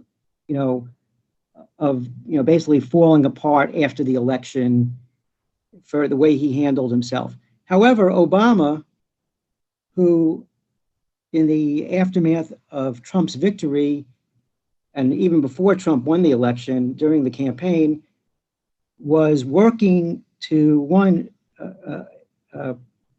obstruct the investigation into Hillary Clinton to protect her, Right. and two, to frame Trump, or to at least give a green light to efforts to frame Trump for collusion with Russia, that they all knew was not true. And no one says, oh, Obama really messed up the post-election period in 2016. It's treated as politics as usual. In fact, even the Wall Street Journal would refer to Trump's claims about 2016, or that, not his claims, but the reality of 2016, as Trump's grievances, as if only Trump had a concern about the use by the government of intelligence and law enforcement to frame the successor as that's only a Trump problem, not a American problem. No, I mean, I think you make a good point in that way. I mean, there has been information that's been declassified, particularly a letter from CIA Director Brennan to Hillary Clinton saying just what you said. We're going to do this whole Trump is a spy for Russia as a way to take attention away from your, email scandal, so that the country will turn to that. And that's like really, really unbelievable. Plus, that whole conspiracy theory, if you look back on it, was the biggest one, the craziest one to ever be foisted in public thinking, which is that Donald Trump was spying for the Russians. It's crazy. And yet, No, it was crazy. It was absolutely crazy. And think about it. The story changed several times, but at one point, the story was in the New York Times that George Papadopoulos was the central figure. And think about George Papadopoulos being the central figure. If Donald Trump had a relationship with Putin, why would a 28-year-old that Trump never met be the linchpin of that conspiracy? right. How would that possibly be true? Well, that was right? that and Carter Page were used as an excuse by people like James Comey and others to get permission from the FISA court. I mean, using the dossier to spy on them, and thus open up the whole Trump campaign to spying and bugging to a level that would have made Richard Nixon blush, going back to the Watergate incursion. And yet, everyone in the establishment kind of were like looking the other way, and it sort of almost became permissible because of this intense fanning of flames of hatred against Trump. And I think this is something, Stephen, that your book addresses throughout, that you have this really irrational hatred of Trump that, the people on the inside, people like Brennan and Comey and them, they were part of, I think, a deliberate attempt to take Trump down and to stop his ability to function as president for reasons that are very interesting. But the point is that working with certain elements of the media, they were able to fan these kind of divisions and these sort of flames of irrational hatred. And to the point where people didn't know why they hated Trump. It was such a drumbeat. I mean, I remember all three networks did a front page story about the fact that he had ordered an extra scoop of ice cream at a state dinner. I mean, it was that crazy. I mean, what's wrong with that? Or like this business where after St. John's Church was firebombed by left-wing thugs in Washington, a church which every president going back to James Madison, with one exception, that being Kennedy because he was Catholic, but every president had prayed at. And he went out to show a statement of a statement of force that we're not going to be pushed around, and held up the Bible. And somehow we're supposed to look at that as being something horrible, and they still show this. Whereas we ignore the ransacked church in the background. So you have this strange and intense daily dripping of hatred that probably drove your friend. Well, I would tell my friend, I would tell Mark, it's okay if you prefer another person to be president, but don't oppose Trump for false reasons, for things that are not true. Right. In fact, the book I titled the book Defending Trump, which may, in light of recent circumstances, not be the best title, but it really could have been Defending the Truth, right? Because the truth is that Trump wasn't a agent of Russia. Brett Kavanaugh wasn't a serial rapist. Trump did not do anything so out of line in connection with the Ukraine. He didn't do anything wrong at all, in my opinion, in connection with his conversations with the Ukrainian President Zelensky. In fact, it seems now to me that the impeachment was basically designed to take attention off of Joe Biden and had nothing to do with anything Trump actually did, because Trump didn't actually do anything. In fact, it was actually Biden who's on tape as having done exactly what Trump was accused of doing. He was giving a speech before the Council on Foreign Relations, which is America's preeminent foreign policy think tank. And he's actually says on the tape that he was going to withhold aid from the Ukrainians unless they fired the special prosecutor investigating the oil company that was giving his son $75,000 a month. I mean, and then they fired. And then he says, son of a bitch, they did it. They fired him. Ha, ha, ha. They're boasting about it.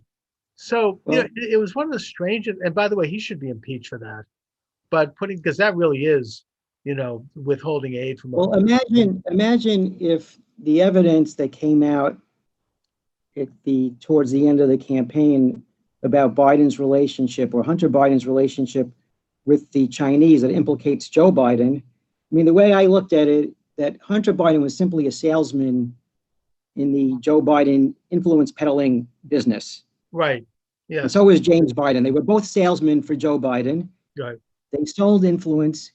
When you look at what the way Trump made money in his life, he made money on television. He made money building, doing real estate projects. He made money licensing his name.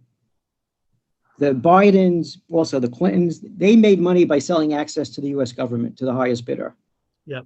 And yet Trump is the one who's viewed as somehow dishonorable, and Biden is viewed as, at least on the in the mainstream media, as maybe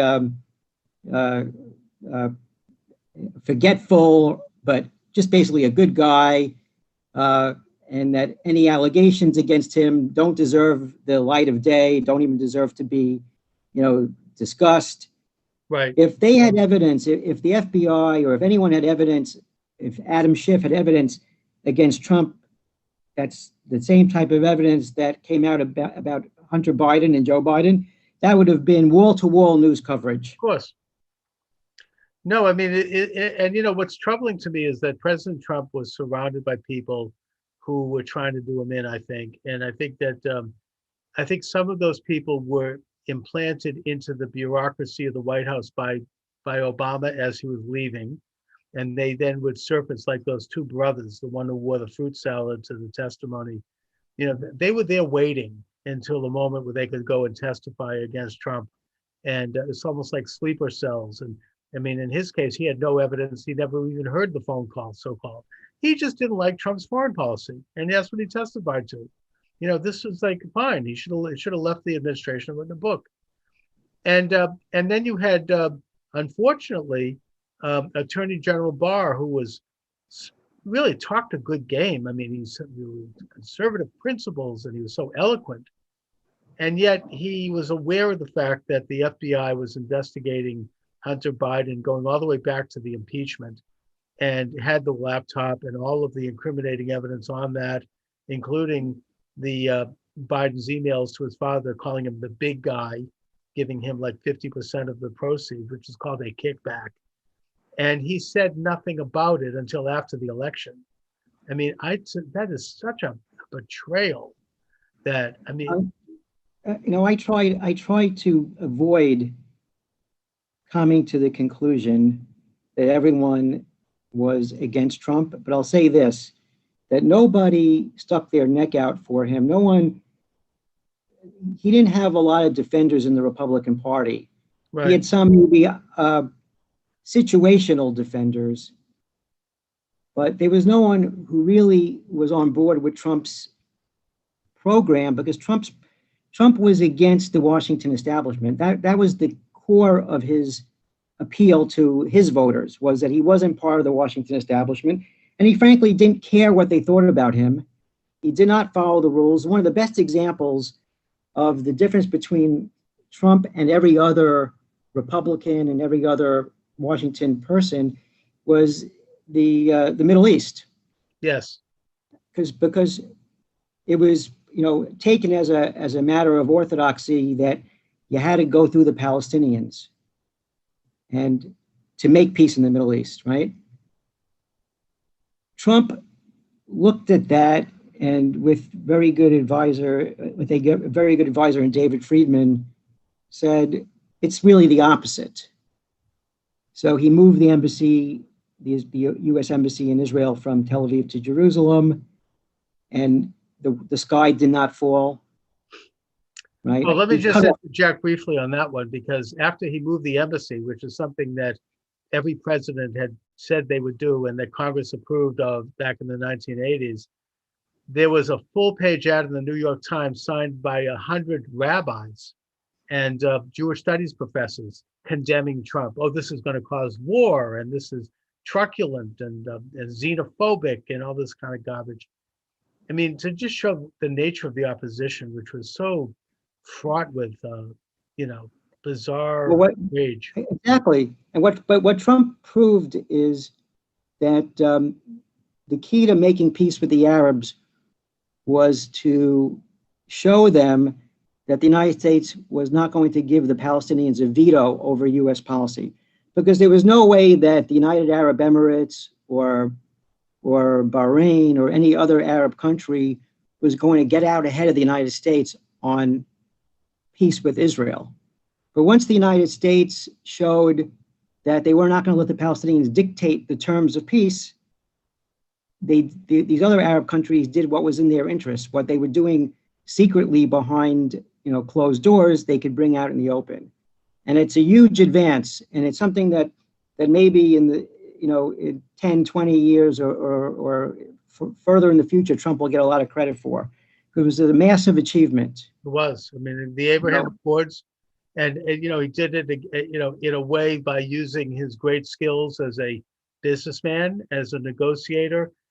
It included not just Bahrain and the United Arab Emirates, but Morocco and Sudan, which were, in the case of Sudan, an implacable enemy of the state of Israel, and also the Kushner initiative on Arab-Israel Palestinian peace is very forward thinking. I mean, it actually creates a condominium for the Palestinian Authority in Jerusalem and a highway between Gaza and the West Bank, and an adjustment of borders. I mean, to my way of thinking, it was the best possible deal they could ever get, and yet the opposition from them was one thing. I get that, but if the liberal internationalists and the media had given it even a slight piece of credit, they could have probably done much better with it. And I think had Trump been reelected, we would have had it this next year.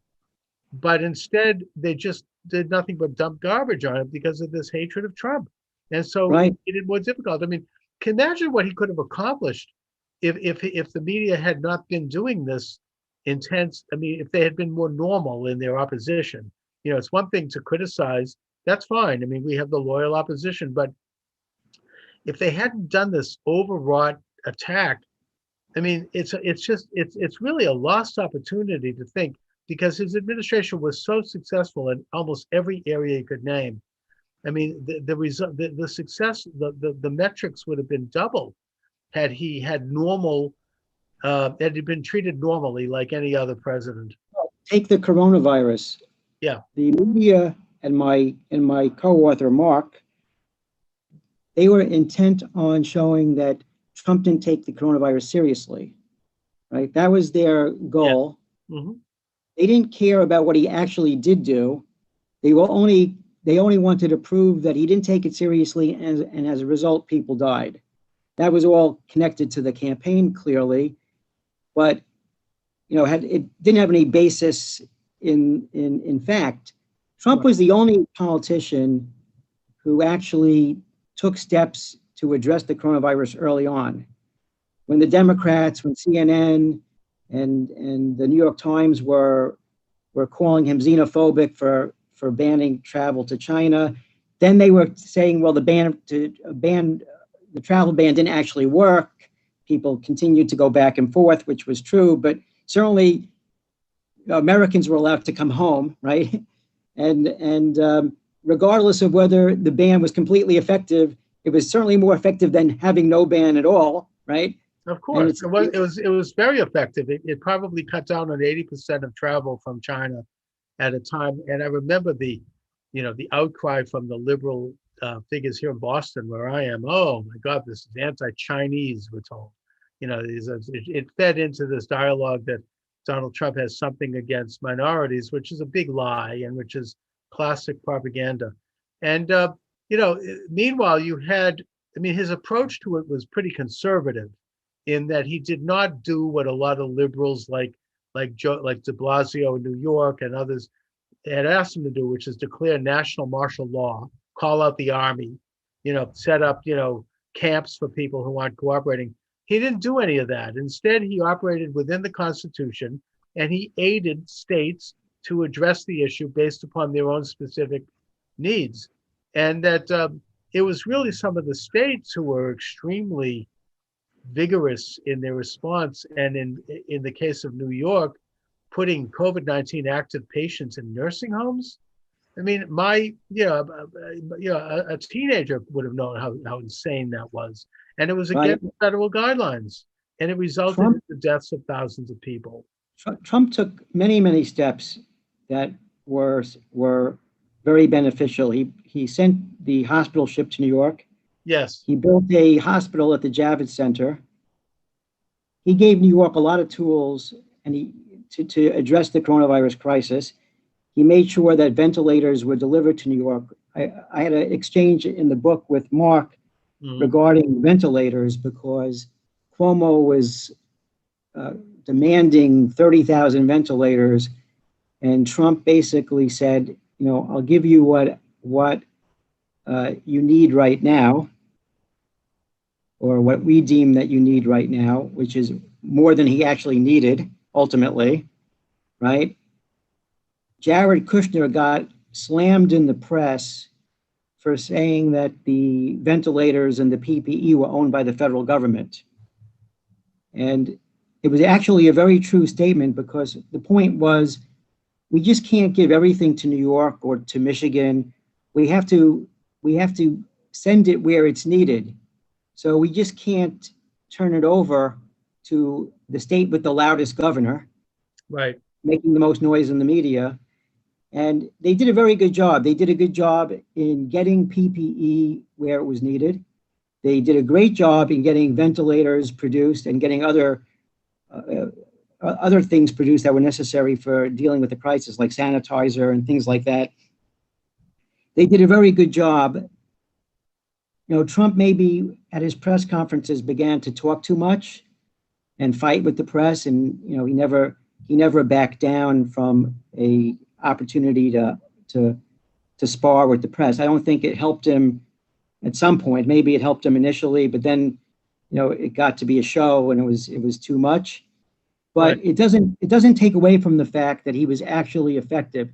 And the most effective thing he did, which is now being taken for granted, is the production of the vaccines. Exactly. There's no Right. way, there's absolutely no way the vaccines would have been produced in a Biden administration.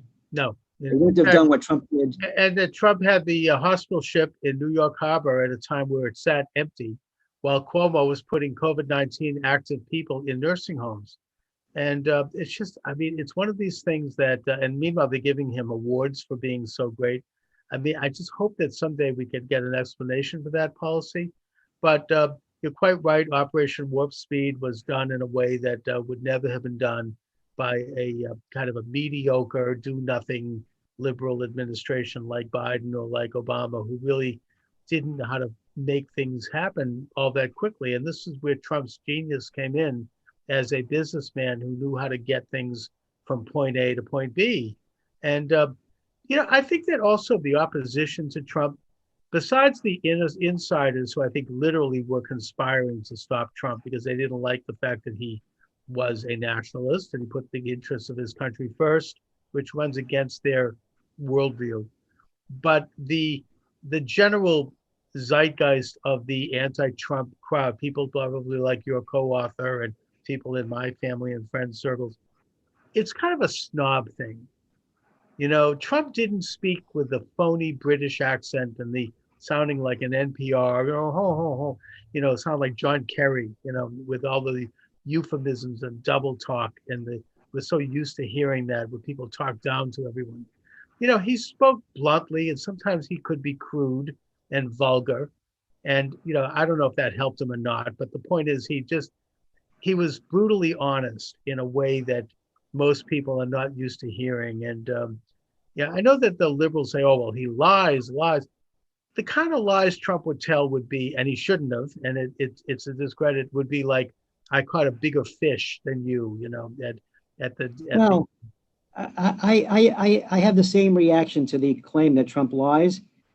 To me, Trump's lies in quotes, because more exaggerations and bragging than actual lies were inconsequential. He said things that you could argue were not absolutely true.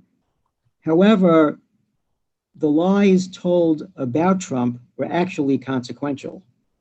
So yes, the federal government conducted a $40 million investigation into a lie that Trump colluded with Russia that was based on a knowing lie that the people who were conducting the investigation knew was based on, well, I'd say propaganda, but based on opposition research or an effort by Hillary to deflect attention from her email scandal. That's a consequential lie, indeed, right? Indeed. But that's treated almost as if it's politics as usual. Well, they did a great job. I mean, they got this into the media, and Well, they the were FBI able to slow him down, and they were able to Yeah. retard his efforts to do what he was elected to do. And you know, the again, the kind of lies that Trump would tell were harmless lies. I mean, I hold that against him. I don't think it was necessary. Here's a man who was so accomplished and successful. He didn't need to do that. He doesn't need to exaggerate the crowd size at his inauguration. It's not necessary. It doesn't help him.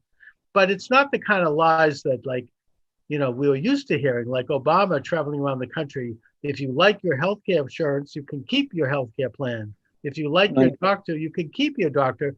And then he passes this enormous bill that actually hurt people. Well, like lies like the Gulf of Tonkin resolution, which turned out to be a complete fabrication, which resulted in our getting involved in the Vietnam War. So, these aren't like lies that actually hurt people. They're harmless lies. I'm not apologizing for it. I'm just pointing it out. No, I agree with you. Trump didn't say anything that I think was consequential. He didn't lie to the American people, like you pointed out, about a very important healthcare policy that affected millions of Americans.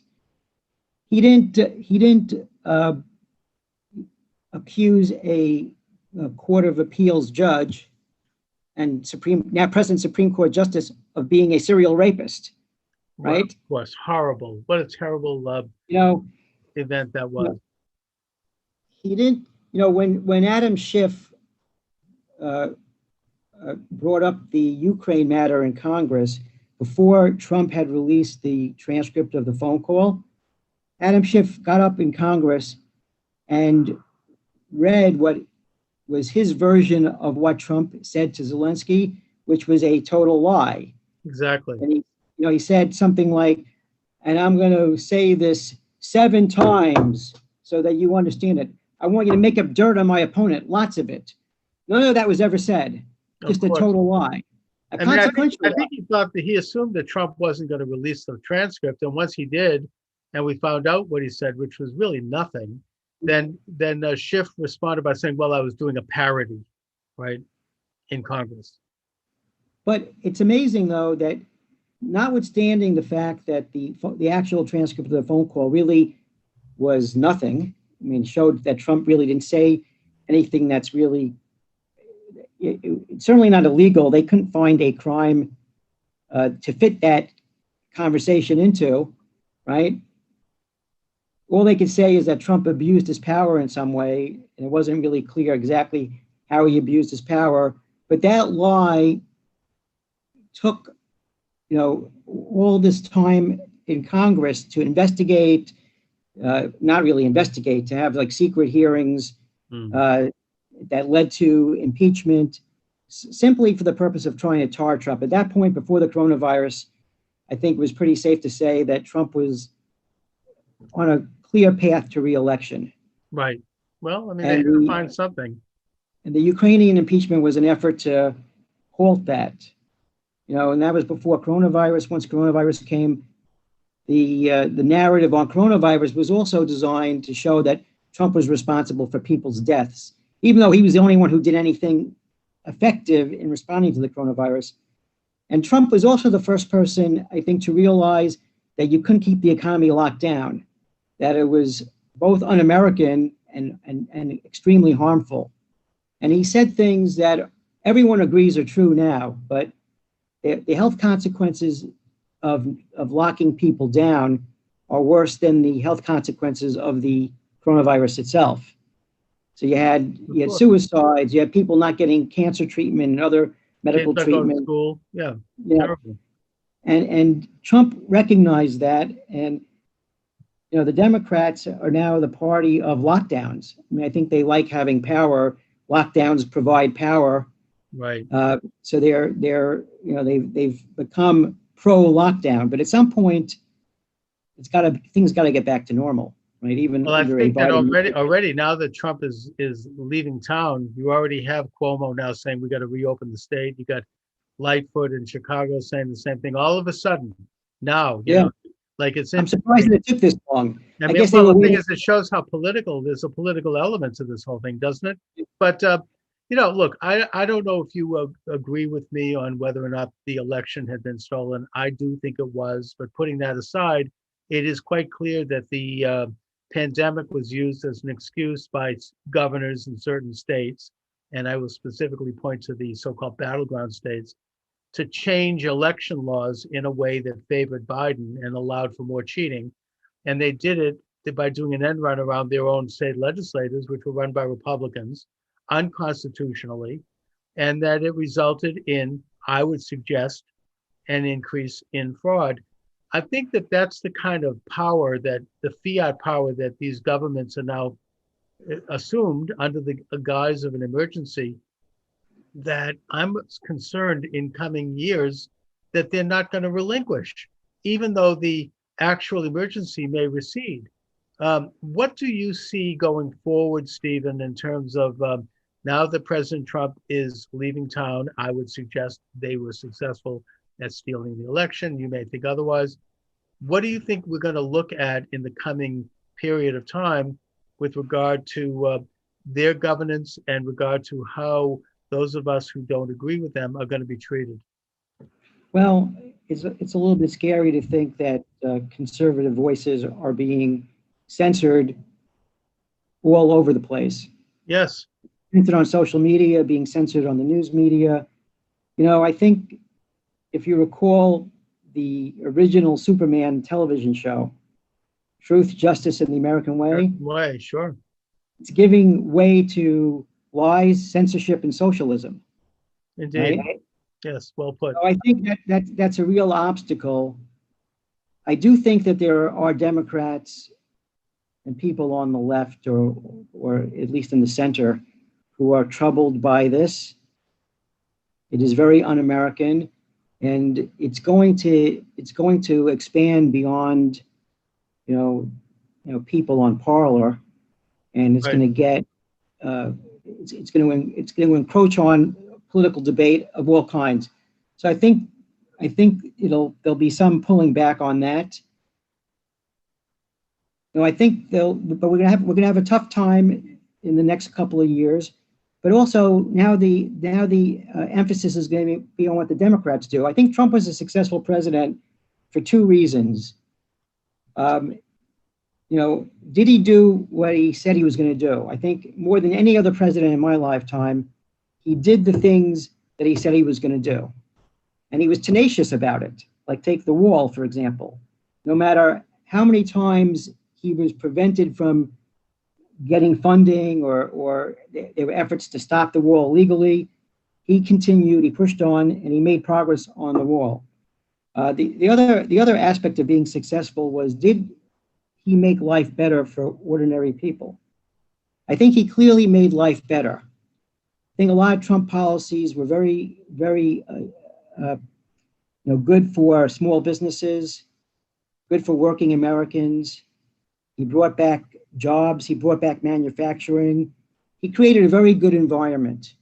So after everything is said and done, that's the standard that Biden and Harris are going to have to meet. The media is going to tell you that they're doing a great job, but people are going to know whether or not they're better off or not. So well, I think that I'm being optimistic when I say that I actually think that Biden is going to embrace the Trump policies because, first of all, they are successful, and that he wants to be successful, especially going into the midterms, and because he knows that he probably lost, but he wants to capture the vote and not see a bloodbath in the midterms.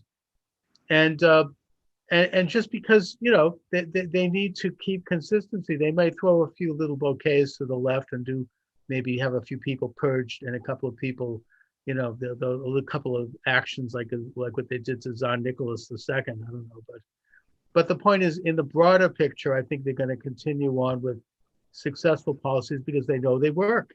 And if they do that, I'm going to applaud that because I care about this country. I mean, they can call it whatever they want, but they're going to probably shift to the right. well, we'll see on a couple of issues that'll be very telling. One is energy. Mm-hmm. Trump, one of the great accomplishments of the Trump administration was making America energy independent. Yes. And that has foreign policy implications as well as domestic energy implications. The question is going to be for the Biden administration, do you want the whole country to be like California, where there's rolling blackouts and high energy prices? Or do you want energy to be plentiful? And do you want to be not dependent on foreign sources? So that is a test of the Biden administration. The Iran deal is another test of the Biden administration. I don't think any rational person can say that pulling out of the Iran deal was bad for the United States. It was a very smart move. It was good for not just the United States, for the entire world. And the Iranians, they may not be teetering on collapse, but they're certainly in a worse position than they were in after the Iran deal was signed. Yes, indeed. And the question is, do you want to empower them, or do you want to keep the pressure on them? And do you And I want to think prevent? that also that Trump has been the most peaceful in terms of world policies president probably since Calvin Coolidge. He has not engaged in any foreign wars. He's de-escalated wars he inherited. He got NATO to pay more of their own for their own defense, and he's been an anti-war president. And I think that I fear that Biden is going to be going back to the old days of the perpetual wars for perpetual peace, as historian Charles Austin Beard called it in the 1920s. And in fact, the new incoming Secretary of State, Blinken, actually is on record even last year as saying that he thinks that there are opportunities to go into war in Syria. So, you know, we're going to go back to those really, really dark and bad policies of escalating wars around the world. And I fear. And Well, a good example of that is the Kurds in Syria. This was another exchange in my book, because my co-author, Mark, who never thought about the Kurds once in his life until Trump pulled troops out of Syria, said, we're abandoning the Kurds. Yeah. So I asked him a very basic question at that time. I said, well, did we go into Syria to protect the Kurds from Turkey? That's my first question to you. Of course, we did not. And then my second question is, well, how long do you think we should stay in Syria to protect the Kurds from Turkey? Should we stay in there? Should we stay there 10 years? Should we stay there 15 years? Should we stay there 100 years? How many years should we stay there to protect the Kurds? And by the way, I'm not an expert on the Kurds, but there are different Kurdish groups. Some were more pro-American than others. Yes. Right. So it's not necessarily true that the Kurds in Syria were great friends of the United States. Indeed. But that's what happens, though, is that Trump did something. And like a lot of people, Mark Lieberman would see a tweet from some anti-Trump person and forward it to me. Trump's abandoning the Kurds. Trump, how could the Israelis trust Trump? No one can trust him. He's unreliable, blah, blah, blah, blah, blah. And none of this made any sense. I'm like, well, what's your policy for Syria? How long should American troops be in Syria? And I'm not against American troops being stationed someplace, but what's the purpose? Because these are real people with real lives, real families. And why are Americans doing this if someone else can do it, or if there's no need to do it at all? Right. You know, we pulled troops out. They're embracing an interventionist idea, which is exactly what had existed in this country right from FDR to Obama, and that Trump rejected. And I think that Trump's been vindicated on that because the world is more peaceful, and the United States is stronger, and our allies are stronger as a result of not doing these constant incursions. I mean, Obama started to lob missiles at Libya without congressional approval. And the result was Benghazi and a complete collapse of that country. We had no business doing that. I mean, that's what we're going back to, I think. I hope not, but that's what it seems. Well, we'll see. I mean, I think there's a lot of energy in politics right now. It's unfortunate. You know, if you look at the reaction to the riot on Capitol Hill and compare it to the reaction of the riots that took place in May and June and throughout the summer, right? You see the right way to deal with a riot. I agree that the riot on Capitol Hill is being dealt with appropriately. No one has a right to force their way into the U.S. Capitol.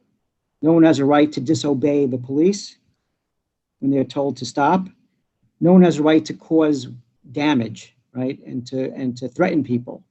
So the people who did that deserve to be punished for doing that. For sure. However, the riots that took place over the summer were glorified. First of all, they were called mostly peaceful. Yeah. Protests. They weren't called riots. But for the people who were the victims of what was going on, they were riots. And for the American public watching on television, they were riots. They burned down, the inner city or parts of the inner city. They looted black businesses, burned down black neighborhoods, and murdered black people. And we were told that this was all done in the name of civil rights. But, I think the verdict is still out on who were the main ringleaders to the Capitol breach. We're going to find out, hopefully, maybe not. But either way, if President Trump had been allowed to deal with what was an insurrection and what were riots last summer by calling out the National Guard then I don't think we would have had the problem now. So anyways, Stephen Barry, you are the author of Defending Trump, a debate on the Trump presidency in real time. Stephen, great book. Where can people get it? You can get the book on Amazon and barnesandnoble.com and on iUniverse.com. Great, good book, very timely, obviously, and I hope that that you get some good traction here because it's a worthwhile read, and I really enjoyed the interview. Let's stay in touch. Maybe we can do some. I can check back with you from time to time to talk about things as they develop. I would love that, and I appreciate the time, and thank you for having me on your show. All right, Stephen Barry, thanks so much, and thanks for watching, everyone. I shall return, God willing, tomorrow at 12 noon Eastern Standard Time. Have a great afternoon, everybody.